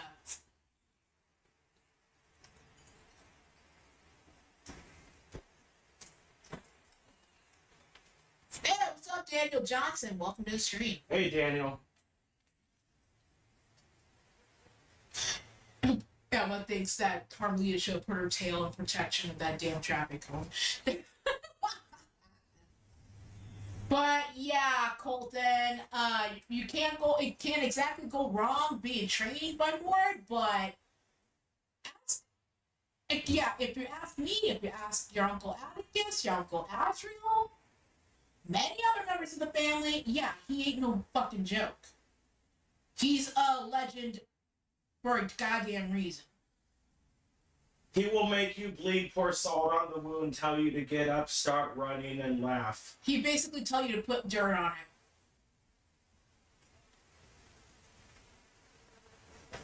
Pain means it's working. Hey, even Uncle Mort just said, be sure it's what you'd want, because most people don't make it through the other side. This ain't for the faint of heart. You thought Lita was strict with Diamond Sky? Mord's even stricter. Oh, yeah.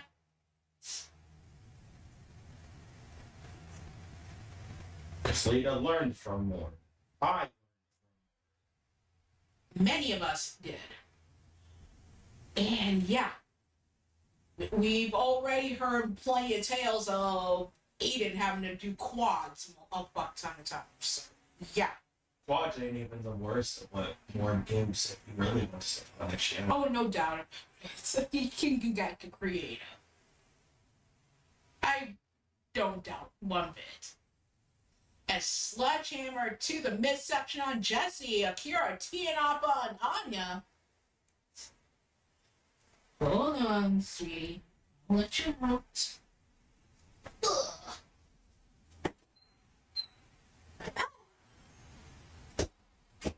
Here you go.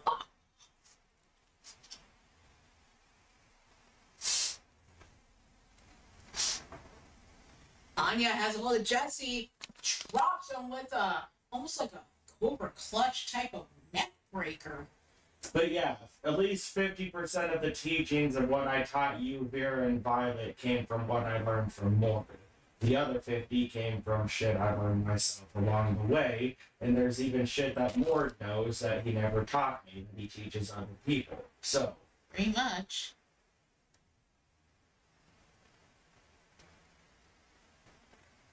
he has his basics, but no one student is ever taught the same.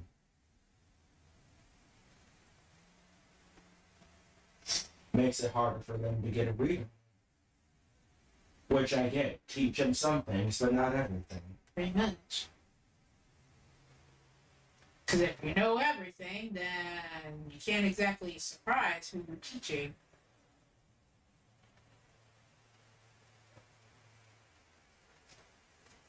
Ah, see, you got a bunch of the DLCs for 25. Daniel. Just basically listening on the damn chat. So. Cool. Vera just summoned an Eevee and Pikachu and is playing Pokemon right now.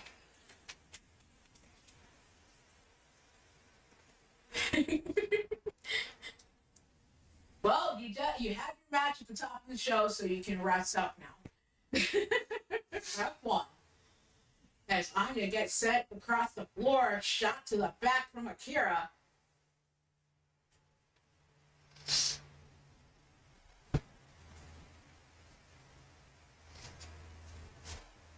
Janice knocked out a hand of Jesse, and he sent gut first into the steel steps.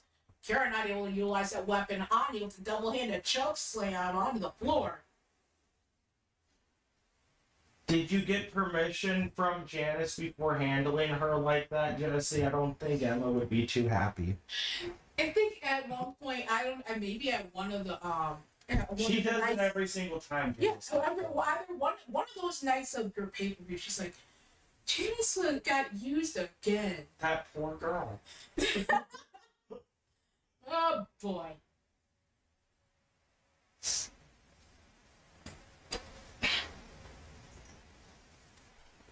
Those are mighty nice raptors you got there. I really don't give a shit. If I want to see the pretty lights, I let it go, but no.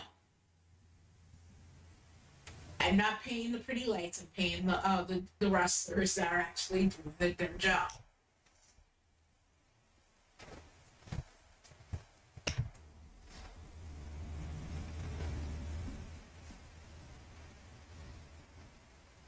Hey, Black Ice, welcome in. Happy 2026 to you.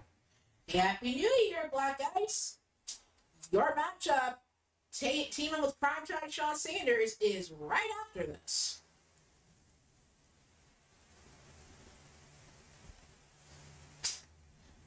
Oh, apparently AJ was at the Harry Potter exhibit. Yep, he posted about it in his cyberspace chat, was posting pictures and I'll have to check those out after the show. But glad you had fun, AJ.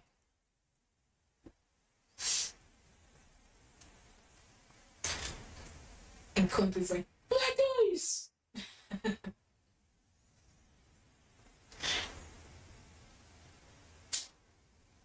Underhook suplex onto Anya by Jesse. Punch the face on Akira. Hooks her up, dumps her onto her head.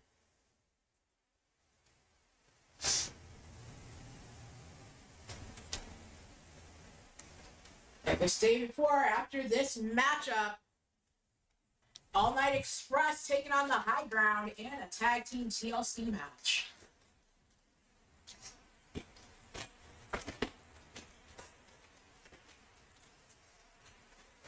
See, what shit was waiting to be lifted up by Akira. Now trying to utilize those steel steps. It cracks Anya in the face of him.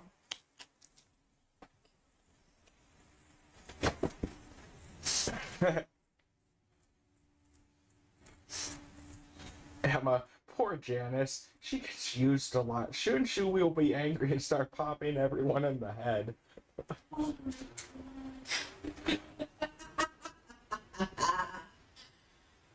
Oh man. I swear all we need is someone to create a character with a bald head with basically you could make look like Pinhead and just name it Janice. Because that's probably the only way she's going to get her vengeance. Anya with the submission on Jesse. And he does not tap. Garrett goes back into the ring as Jesse rolls out. Has Anya up against the ropes. Janice gives great helmets. Oh my god.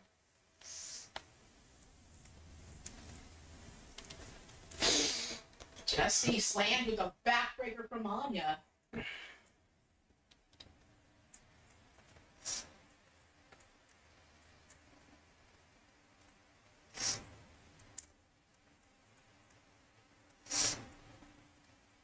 Jesse slam face first by Anya on the ring apron. Just kicking up dust. Oh, Jesse dumping her onto her head. Going for that trifecta of German suplexes.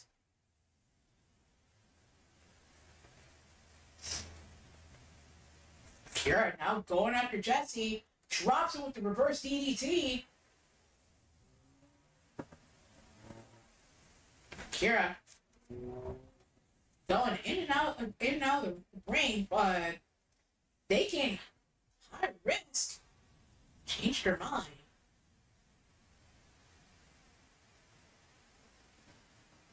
Oh my god! Baby Janice finds pleasure in getting waxed. Oh my god. Damn it, Violet. As Anya teeing up on Akira with the barbed wire bat.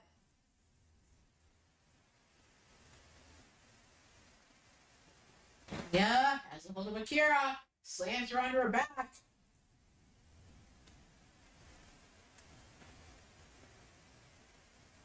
Up again, Cobra Clutch style with that torture rack.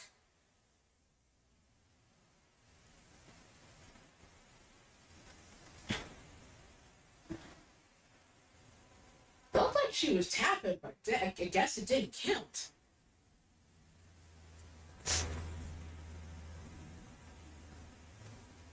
Kira biting up Jesse.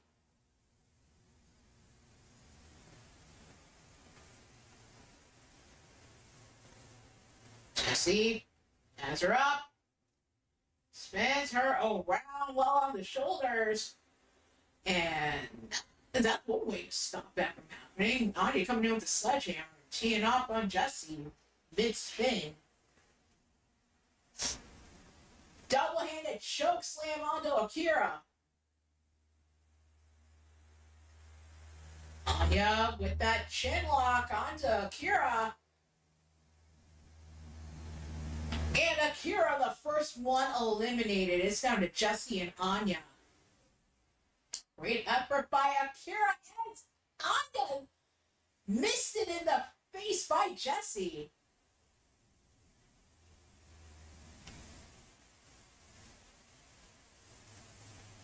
Anya knocked down and got like a kabuki face right now. Jesse has her in the corner, shot to the face. She drops down and just chucks that sledgehammer in her face. Springboard elbow drop onto Anya.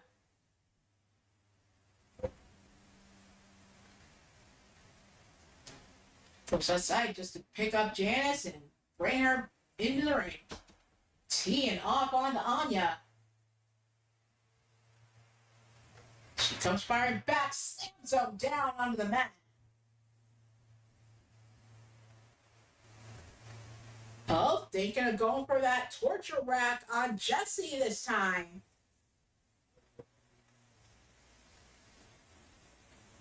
That is it. Your winner of this matchup, Anya Ali.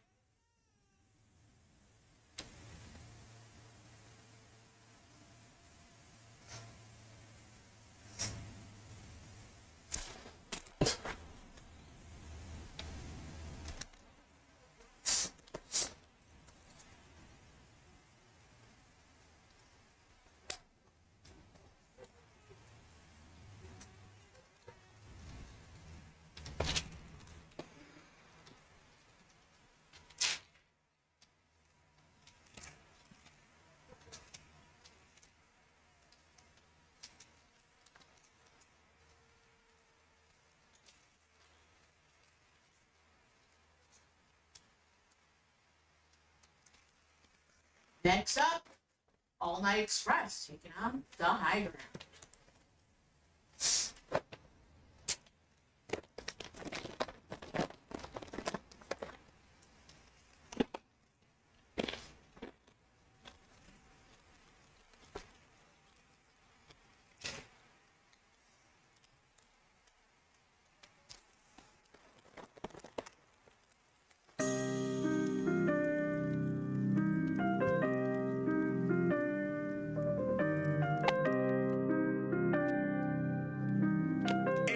Be knocking, so you know we got the game, baby, you already know. Yeah, I got Coming out first, now 6'3", weighing 237 pounds, from Manhattan, New York, Rocktown, Sean Sanders. you know I stay strong. And his tag team partner at 6'2", weighing 258 pounds from Arkansas, Black Ice, Brian LG.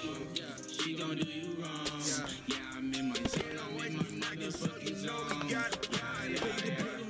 VVS, if you look at me now, my bloody all up on this ape shit. We the realest one that coming straight out of town. Tell me something, would you pay on me now? Tell me something, would you pay for the drown? I've been up for days, can hardly sleep. Hear the devil, homie, when they look with a smile. I can see it through the hate and the lies. Bitches love it, but they fake in the skies. Pray the Lord if I can make it alive. The jungle real, but the realest survive. Yeah, I've been trapping out the sink. Yeah, if they wanna let them hit. I've been sipping on the drink. Yeah, make it so they make a drip. I'm with the game, baby, you already know. Yeah, I got a bad bitch, she grinding down the pole. Yeah, I said I made it, I ain't make it here alone. Yeah, I got the sour on me, you know I stay stoned. And I got that 40 Glock, I put that to your dome. Yeah, she hit my phone, stop hitting my phone. Yeah, she home alone, she gon' do you wrong. Yeah, I'm in my zone, I'm in my motherfucking zone. Concrete jungle with the real apes, with many young guns, real fake. This is simple how real taste, uncut, raw, real the tape. I'm fresh off the press, yes indeed, but I'm breaking the mold, can't you see?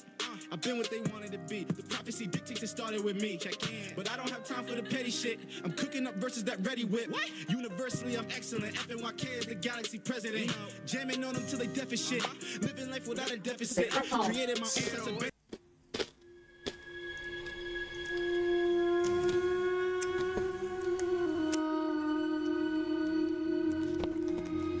Coming out at 6'10", weighing 320 pounds from the outer circles of hell, the heir to darkness, Paul Utaker, and his tag team partner at 6'3", weighing 270 pounds from Waterford, Ireland, the one true devil, Clinton McCleary.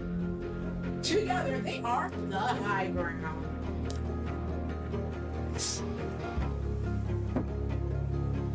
This is Tag Team TLC.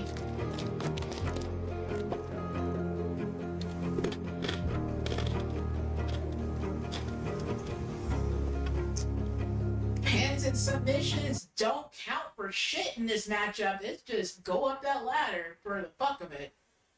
Nothing really much inside that briefcase. It's just mainly another way to fight your opponents. After this matchup, we have a 2 out of 3 pin sub All Time Anywhere matchup. Revenant Majesties, Advocates Black and Lissa Utaker taking on Heaven and Hell's Mr. and Mrs. Utaker.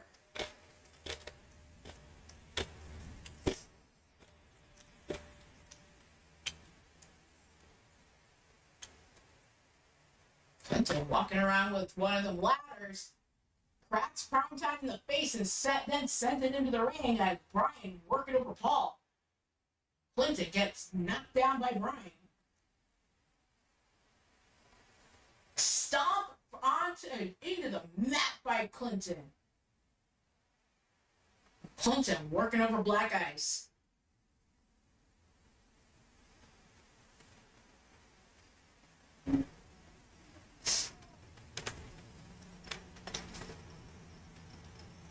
Clinton's suplex onto his face as Primetime working over Paul face first into the ring apron.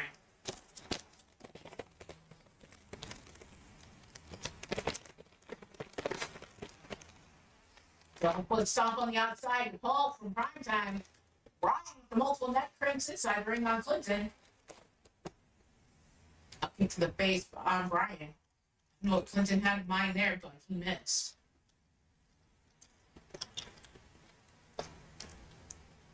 She fitted in the face, damn it, Clinton. Oh my gosh. Okay, if you say so.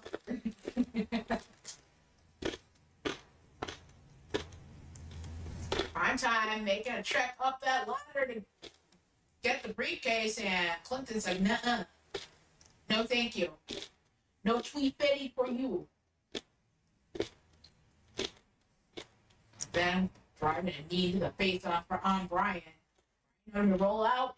Primetime gets hit off by Paul, who misses with that double axiom of Clinton taking his shots in on Primetime. drops him with the backbreaker, then a shot to the back of the head on Brian.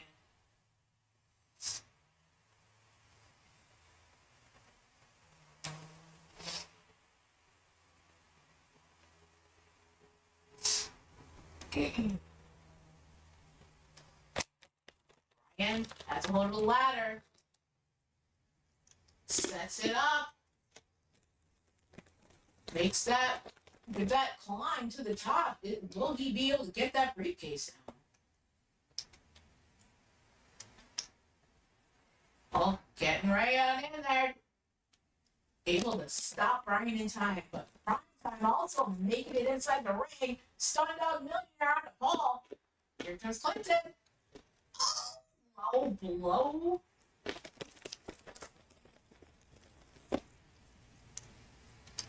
And Clinton just standing there.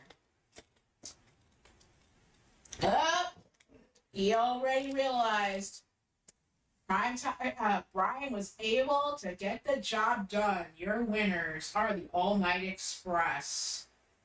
He came over with the damn steel chair. Suddenly saw that it was futile.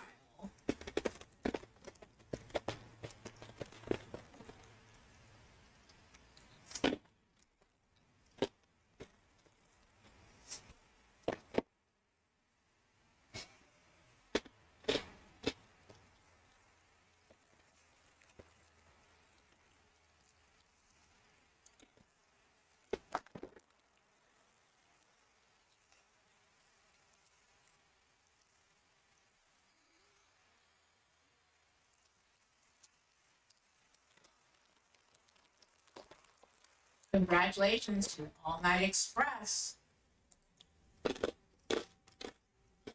Next up, 2 out of 3 falls between Revenant Majesty and Heaven and Hell.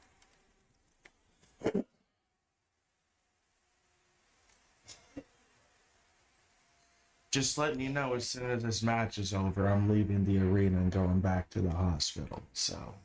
Okay. There's 2 more matches left anyway.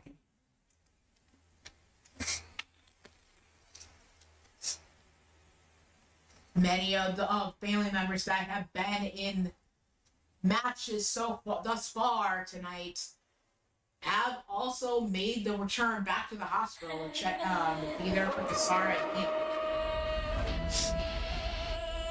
I'm sure Tiny Mama and Papa You will be on their way right along with you.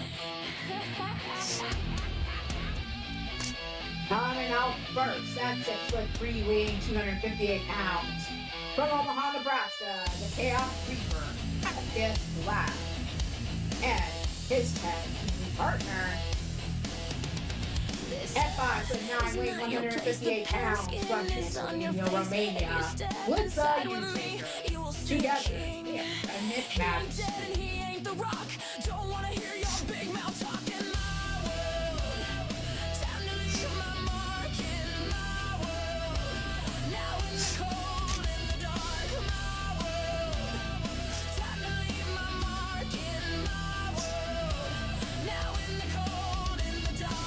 I'm very surprised at how patient and reserved and as much strength Lisa has shown in all of this.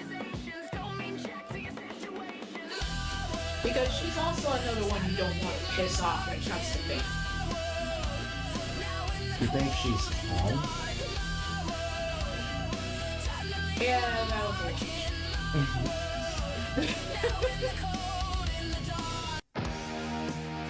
She's choosing to stay quiet, but she's pissed off. But due to the fact that she's also trying to take care of the kids and everything. Yep. But Killian's already pissed off enough as it is. The kids don't need both parents going off to. so basically she's dealing So with her kids. she's leaving it to Killian to handle. Dealing with their kids as well as being there for the grandbabies. Yep. Coming out next, their opponents at 5'6", weighing 190 pounds. Mrs. U-Taker. At 7 foot even, weighing 350 pounds from is Mr. U-Taker, friends and family. All them UT and Tiny. But yeah, y'all can call Mr. and Mrs. U-Taker. Heavens and hell.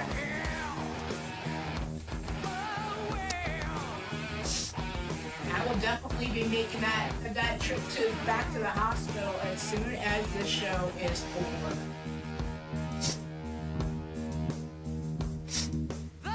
Because family above all is not a fucking catchphrase.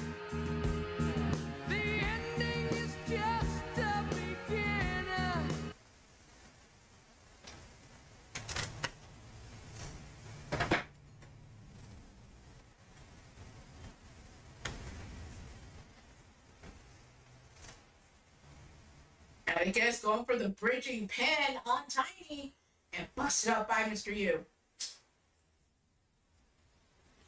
I'm just trying to choke the shit out of Atticus, but not literally trying to kill him, but it's the spirit of competition and getting out your fucking frustrations. Lissa set line to the outside. Rocked from behind by Tiny. Uppercut to the back of Atticus's head, and Mr. U going after Lissa. And now all four belly on the outside. Knee shot to the face on Tiny. Working on the arm. Mr. U going back after Lissa. Clobbering blow to the back. I guess just glamming Mr. U down to the floor. And yeah, I don't think he's literally trying to piss him off, but yeah. Those kicks and just being like, come on.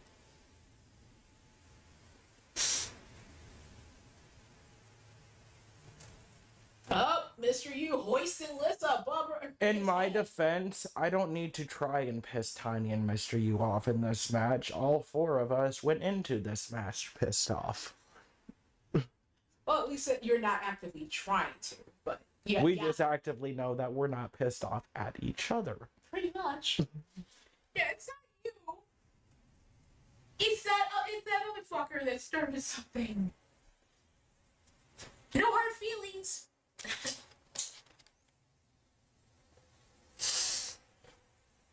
Russian leg sweep by Tiny on the Atticus.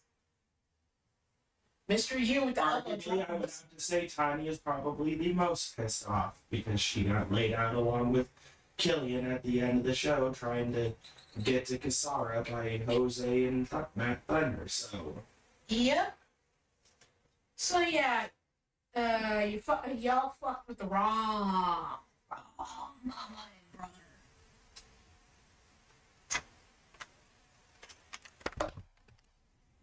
I'm serious. Every member of the house, except for Emma, are lucky that they're still breathing.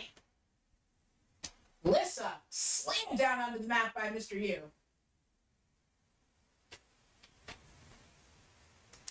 Oh, kick in the midsection. Riptide onto Atticus into the cover by Tiny. And she's got the pin attempt right now, but it's Hell's Gate submission going on inside the ring. Listen, not tapping out. I will get to that in a minute.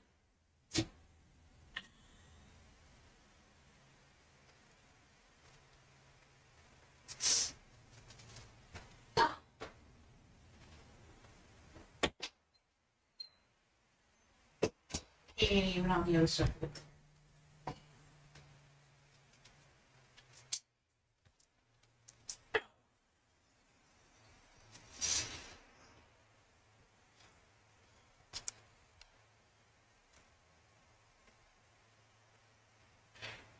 Are you working over Lissa? Yes, I was wondering what it was going to take to pull Mort out of retirement. Unfortunately, it's a situation like this. I would have liked it to be under better circumstances. You're not the only one. But he is another one who is, by the adage, family above everything. Yeah, he likes to win. He likes to kick ass and take names. But yeah, fuck with his family. There's a problem. Bigger than just fighting for gold.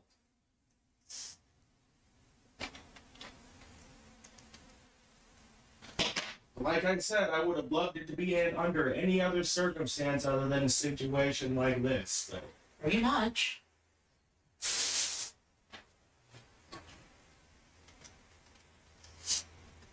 All right, Mr. U. Kick out at I 2. know better. Ward says he wants to kick someone's ass. All I have to do is show him the paperwork and hand him the pen. Pretty much. Like, where does he sign to make it legal? Because not just a family man and a professional wrestler, but a business owner. So he knows. Get the legalities out of the way as there's a cover on Atticus. Busted up by Alyssa as the referee's getting into I've already been speaking to the Guidos as well as other members of the family for the contract coming up for my faction games in September. There will be no legality when it comes to it. After what Jose has done, whatever happens to him in the House of Ruin members, I am wiping the company of all legality and responsibility. So basically, like a lights out match, the company's Oh. not even held responsible. It's going to be more than just a lights out match. The whole entire span of the faction games, regardless of what happens to the house, is going to be basically unsanctioned. I am not going to have any responsibility to what happens to them, other than Emma. Yep, you only take responsibility for who deserves it. In the house, do not. They were so eager to not abide by the rules and fuck around, and now they're gonna continue to find out. They want to try and ruin Kasara's career, then I'm only going to be so kind as to let the other roster members and family Respond in kind. Yep. Yeah, Mr. You whipping around that damn traffic cone. So yeah. After the May pay-per-view, June all the way to September, members of the House of Ruin will be under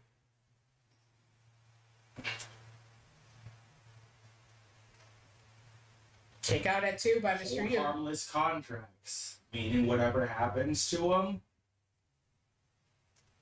Is their own damn fault. so they don't want to lose their careers. They best step up and fight for their survival. Cover on Mr. U. 2 count only. Kick out. As Lissa battling on the outside with Tiny.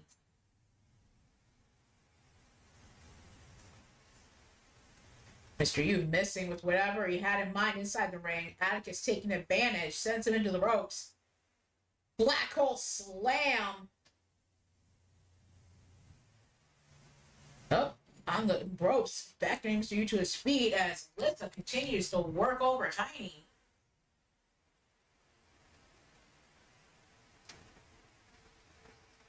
Atticus exiting the ring just to get that barbed wire back.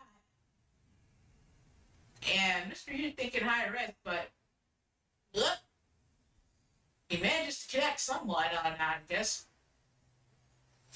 Cover on the outside. Or maybe that's a submission. Oh, it was a cover. Okay. I saw some wiggling, so I was wondering. Mr. U sets up Atticus. Ooh, drops him. Face first. It looked like a kind of like a gut buster. Cover by Mr. U. Kick out at 2. Tiny high risk to the outside. Goes for the cover on Lissa.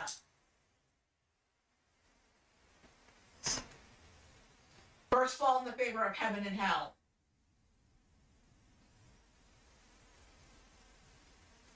Tiny slamming Lissa under her face. Goes for the cover.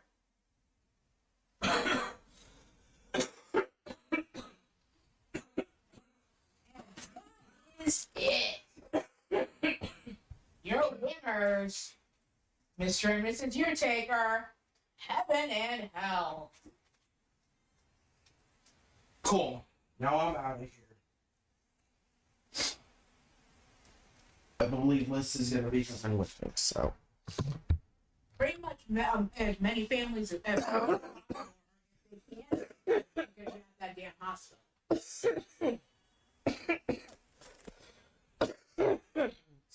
meet you there after the show.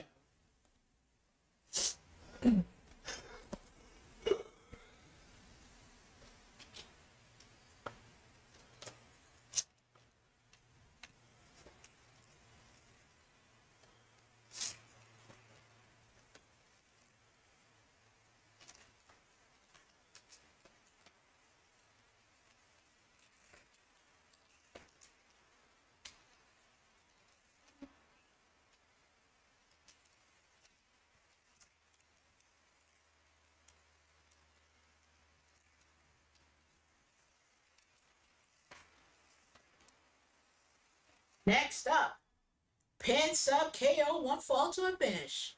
Starlight Crusaders, Andromeda, and Violet Utaker taking on the not so young Bucks, Max Blaylock, and the Incredible Steve.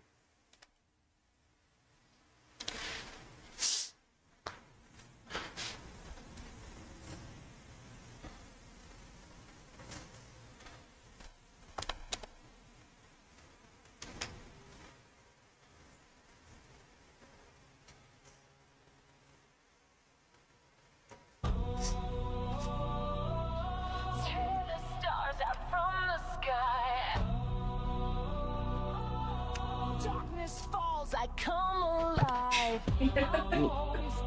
I love this. Yeah, this entrance. It's like Andromeda's like, yeah, we can beat up people. Wait, 137. Welcome, bodies of New Orleans, Louisiana. Andromeda Utaker. And a tag team partner at 5'8", weighing 136 pounds. From parts unknown, Violet Utaker. Together, they are the Starlight Crusaders. But yeah, I swear, this just makes me think, Andromeda's really excited to beat up.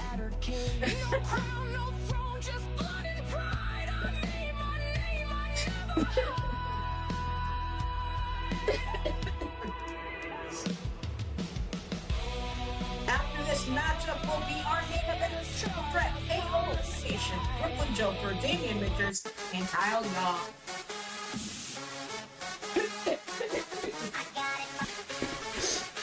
Coming out next. 6'9", weighing 405 pounds from Wisconsin, Incredible Steve. And a 5'11", weighing 200 pounds from Gun Barrel City, Texas, modern day gunslinger, Max Blaylock. Together, they're so young bucks.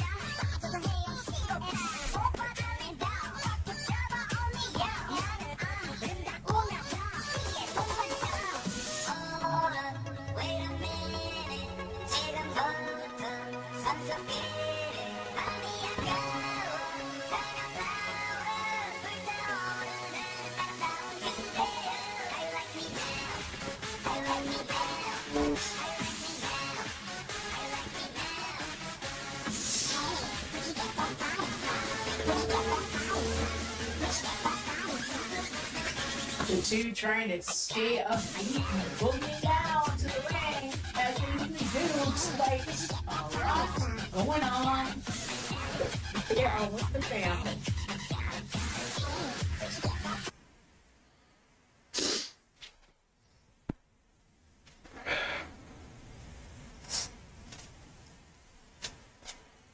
Max going after Andromeda. Steve going after Violet. Hit right off the bat on Andromeda, but able to kick out. And Steve clobbering the chest of Violet. Lucian, don't hurt Steve doing that because he's doing that maneuver to Violet, please. All I ask.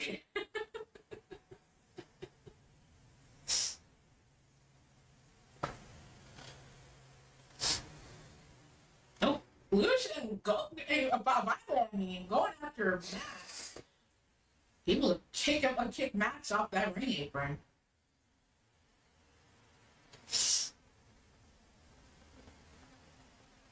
Andromeda dealing with Max in the back half of the ringside. Violet keeping Steve occupied inside the ring. Head scissors around the throat of Steve. But Steve able to kick back up and get back to work. Has Violet up on his shoulders, and she's able to elbow away off the shoulders. Sends him into the ropes. Drop down. Now all four competitors back into the ring. Violet turns her attention to Max. Scoop slam. Steve with the flying crossbody on Andromeda. Now they switch competitors. Max going after Andromeda. Violet going after Steve.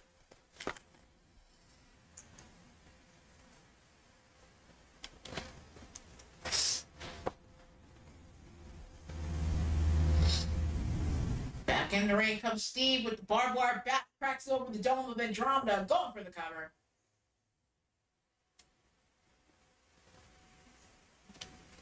Looks like it was busted up by Violet.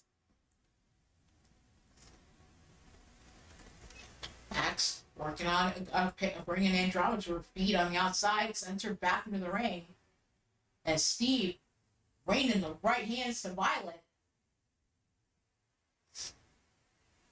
Hey, Mystique, welcome to the stream.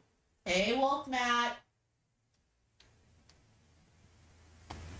There's some extra steaks in the fridge of the family skybox for you. Cover on the outside by Steve. Kick out as the referee's about to count to one. Max with the stomp. Andromeda getting to her feet and winding up that arm. And too short of a distance away from Max with that springboard moonsault.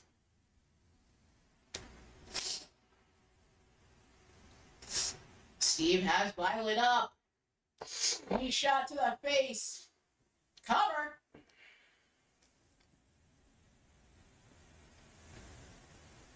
Kick out at 2. Andromeda having the wherewithal to get back out to the outside after she was dropped with that air raid crash.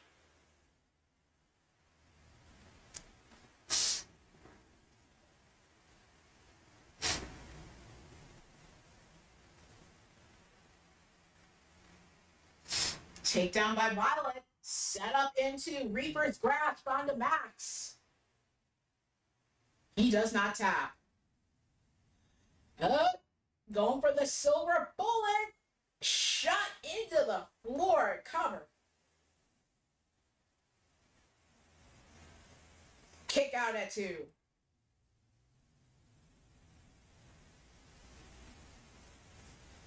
Okie dokie, sis. No problem. Just giving y'all a heads up. Trying to have y'all specific skybox for all of the family. Andromeda with the cover on Steve. And busted up by Max. Then Max turns his attention to Violet, and that's busted up by Andromeda. Ugh. Back and forth with these near falls. Andromeda power bombing Max to the floor. Steve sending Violet towards the barricade, then tossing Andromeda towards that ring apron. Not a problem, sis. Violet lifted up, dropped back first onto the barricade from Max. Andromeda leaping on prettier, cover on Steve. Only a 1 count. A little too much time taken by that damn referee to even do a 2 count. Impaler onto Violet, covered by Max.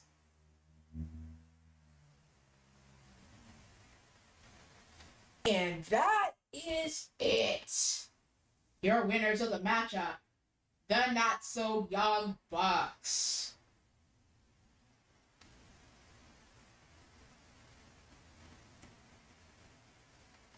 Yeah, I'm sorry, that referee was lacking in a big way. So, yeah, I have plenty of replacements in the back. So if Andromeda and Violet need to let out some more frustration, they're allowed.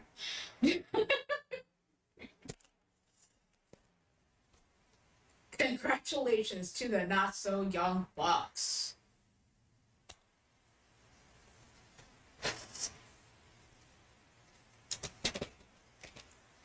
Next up, we are on our main event of the night. Triple threat KO elimination matchup. Brooklyn Joker Damian Richards and Kyle Young.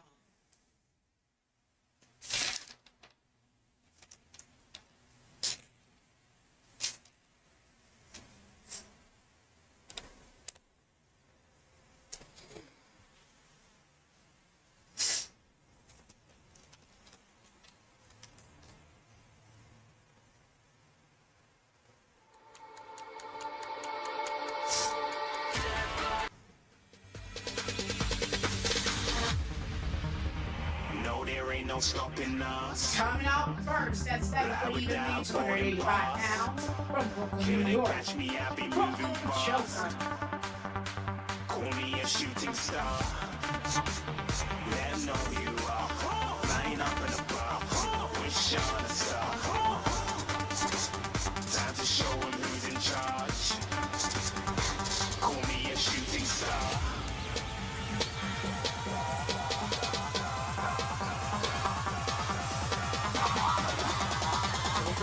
Definitely quite competitor, but he is also stepping into a bit of a powder keg with this triple threat from the main event with Damian and Kyle.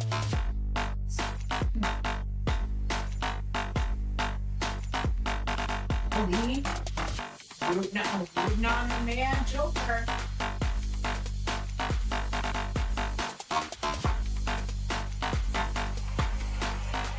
I said I'm moving too far. Getting lost.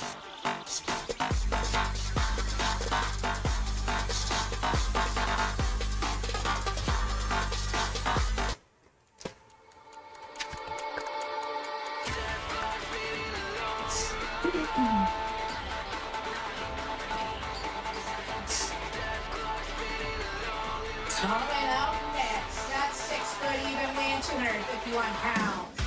But there's France, Damian Richards.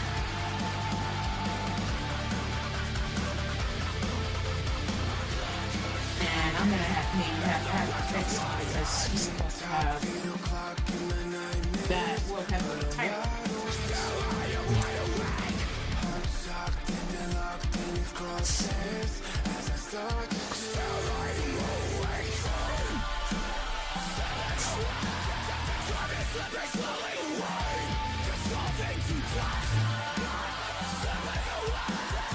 So that's back at the last pay-per-view reckoning.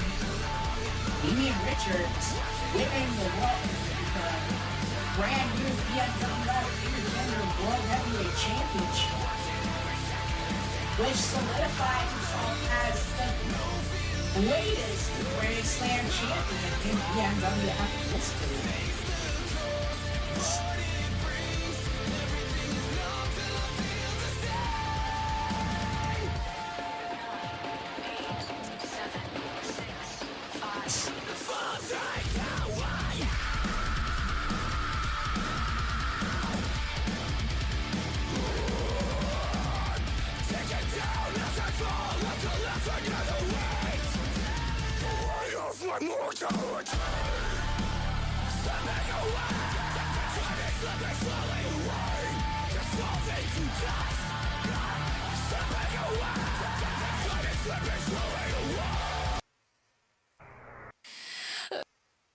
And our final competitor.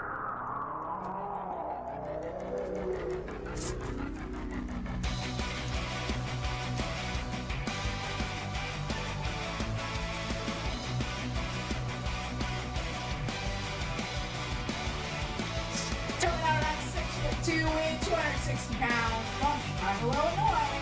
Repping the Second City Dojo, Kyle Young. It's the nature of time that the old ways must give in. It's the nature of time that the new ways comes in sin. When the new is the old, it I've been always staying most of the entire show, not just because Leon and Hero were actual, but he's been part of the makeup. So I already know that Aqua's gonna do the first place he goes as soon as he's done.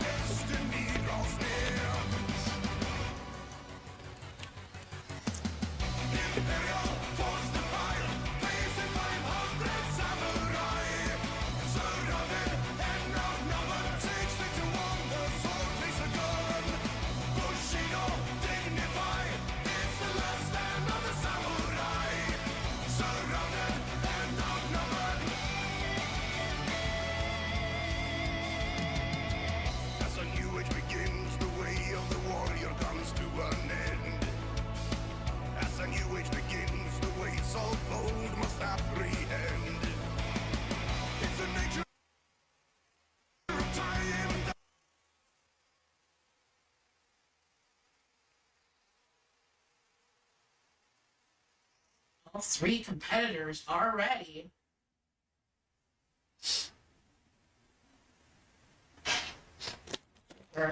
Being sidestepped by Kyle. Kyle eating a kick upside the head from Damien. To the elbow on Kyle by Joker. Shot to the back on Damien. Oh, right in the right hands to the face of Joker. Then the elbow drop as Damien coming in with Janice changes his mind about utilizing and just decides to use his fists and feet. Sending Joker across the ring, colliding with the referee.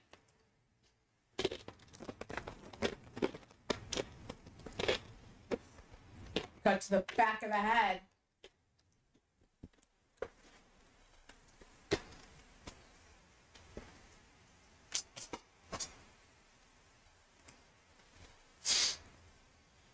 Oh, and no surprise, yeah. Oh, a certain other member of the Dragon family also wants Jose's head on a platter too. Kaiser? Yeah, Kaiser Heart. Yeah. He's basically on a fucking suicide mission. About that, you need to see what happened earlier. Gregory posted a video. Jose found Kaiser backstage around NWA. Yeah, I know. Yeah, I know he was planning on doing something pre-recorded. So I'll catch all of that after. For those of you who are not subscribed to NWA, Gregory has given me permission to download the video and showcase it on my channel tomorrow before CRW. Well, we got the OBS. It'll work. Yeah. Multiple German suplexes by Kyle on Joker. Goes to the outside, gets cracked with the mannequin arm by Damien. So yeah, this whole situation with Jose and the House of Ruin, it's affecting all corners of this family. No matter what last name they go by.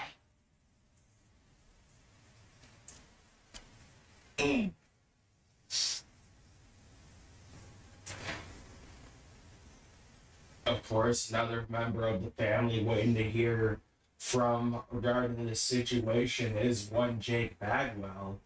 This situation, of course, pulling Mort out of retirement, probably gonna catch the ire of Jake once he hears what. Yep, I mean Jake's still has been an active part of the roster while Mort has been working his way back to being a part of things here in BMWF for the right reasons as well as CRW.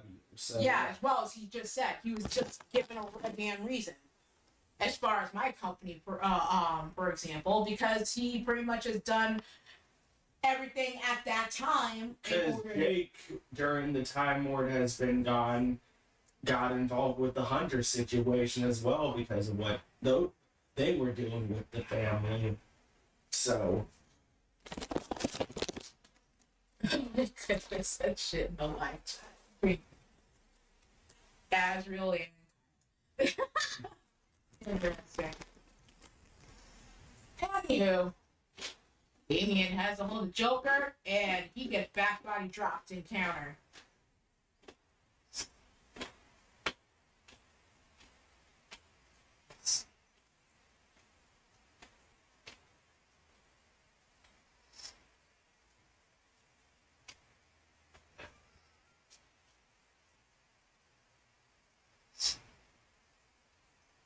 Damien with springboard shot to the face. Yeah, LD, he's been around lurking a little bit, so he's been seeing speaking in the live chat on and off. Because Akira and Leon happened to be in action earlier in the show too. Kyle with a flying elbow drop to Damien. Up kick in return.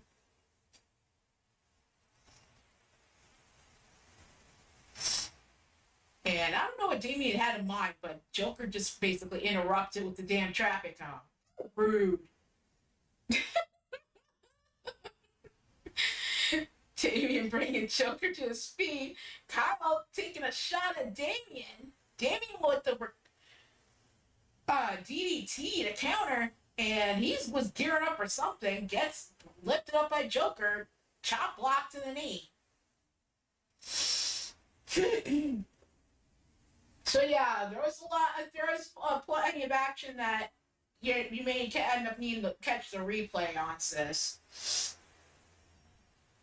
But luckily, you're able to see your man in the main event.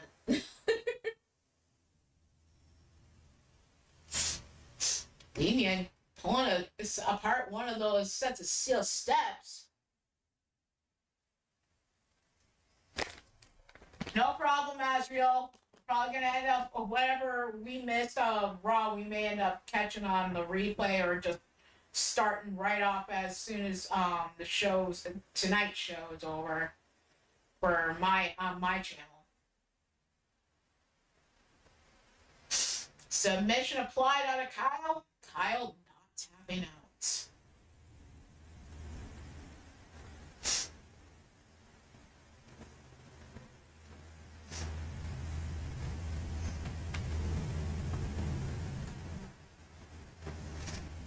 Joker with a tour of the island, slamming Damien onto his back. Then the leaping neckbreaker onto Kyle. As that sledgehammer. Shot to the midsection on Damien, and then a shot to Kyle.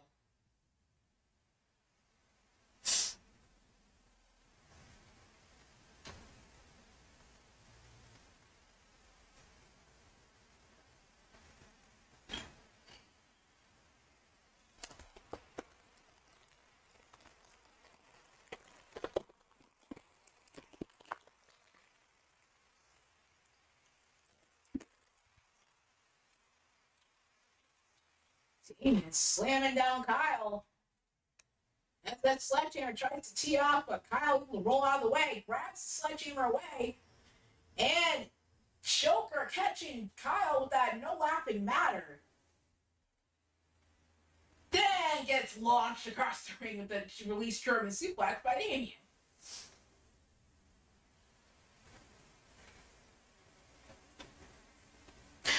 Glad you got to check out your match, Black Ice.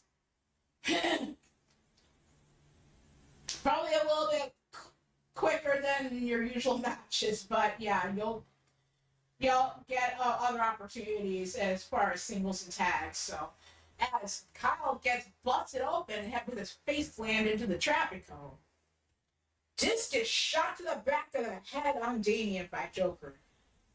He turns his attention now to Kyle. Drops him back with a belly-to-back suplex, and took too much time to flex and noticing LD in the down crowd, so he got whipped under the back of his head by Damien.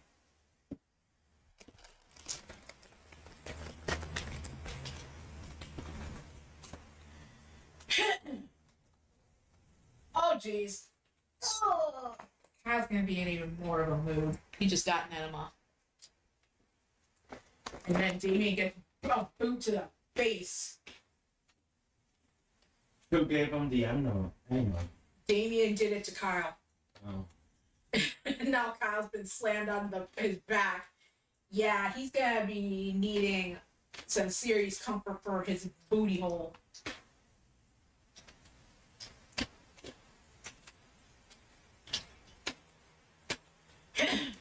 It looked like Joker was caught flexing again and get powerbombed by Damien.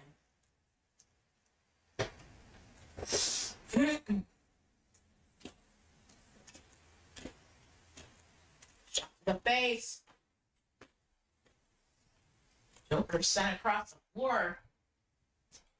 Damien goes in the ring, knocks that sledgehammer out of hand. Has kind of a scruff of the neck. Elbows to the midsection. Shot to the midsection. Jabs to the face. Kyle with those kicks to the back of the legs and counter. Oh, jeez. Emma's like, woohoo, cornhole Romeo. Way to go, Damien.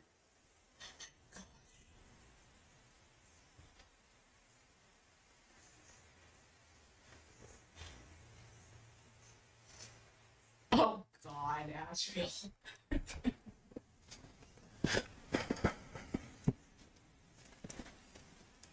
Joker. How does this? The submissions don't mean shit. You gotta knock your opponents the fuck out to eliminate them.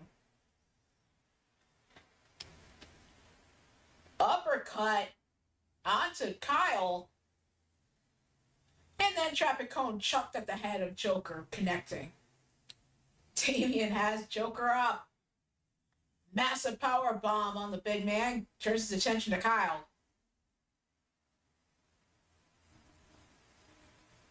Sets him up on that ring apron. Brings him up onto the ropes. Suplex onto Kyle. Falcon Arrow. Huh? That was a Falcon Arrow.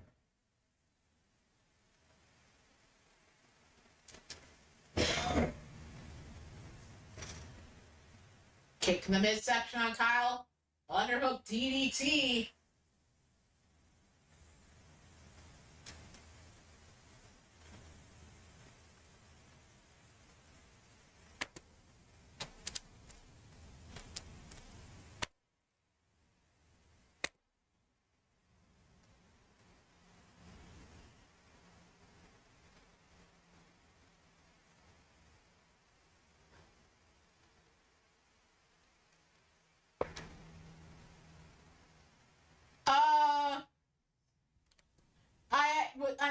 I meant to put I mistakenly put the 6 instead of the 5th.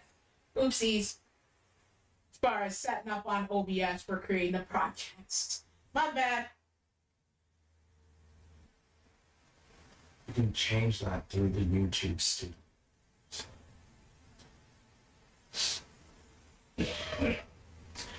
Damien wrenching on the arm of Joker. Like I said, you can change that mistake with the YouTube studio shit later. Okay.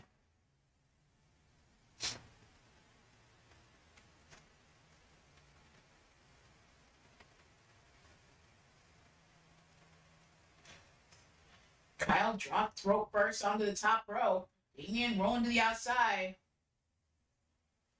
No problem, Black Eyes. Appreciate it. Damien coming back into the ring with the barbed wire bat. It's Kyle being dropped down onto the mat by Joker, trying to direct it with the barbed wire bat to the head of Joker. Splash! Damien, what's he got in mind for Joker? Shot to the face. Angle slam. Sees Kyle coming into the ring, having to deal with him.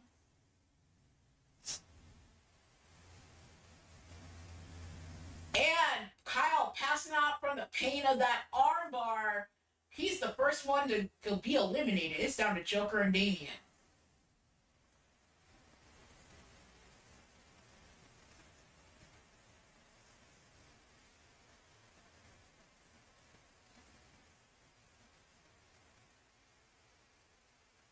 And I don't know what Damien had in mind, but he got tossed overhead like nothing.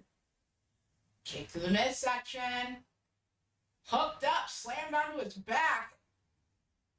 Joker having something in mind. I don't know what it is.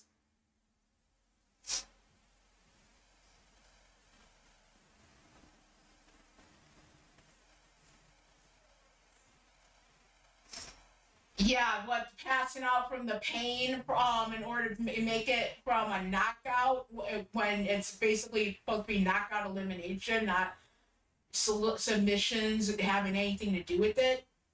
I know, it's oddball. Joker has that traffic cone knocked out of hand. Nice series of strikes by Damien. Teeing up on Joker with the sledgehammer.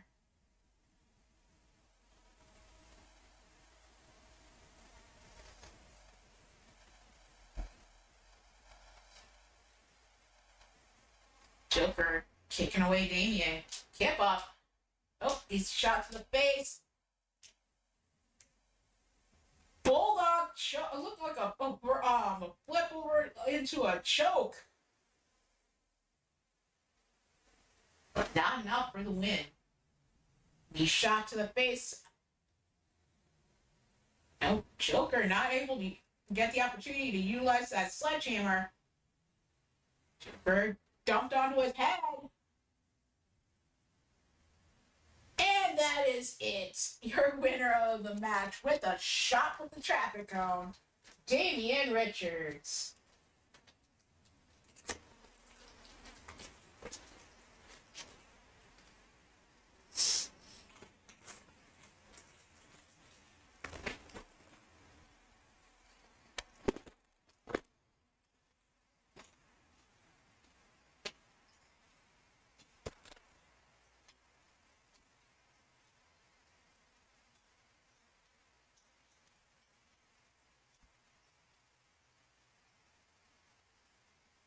Probably not in reality, Kyle, but this is 2K.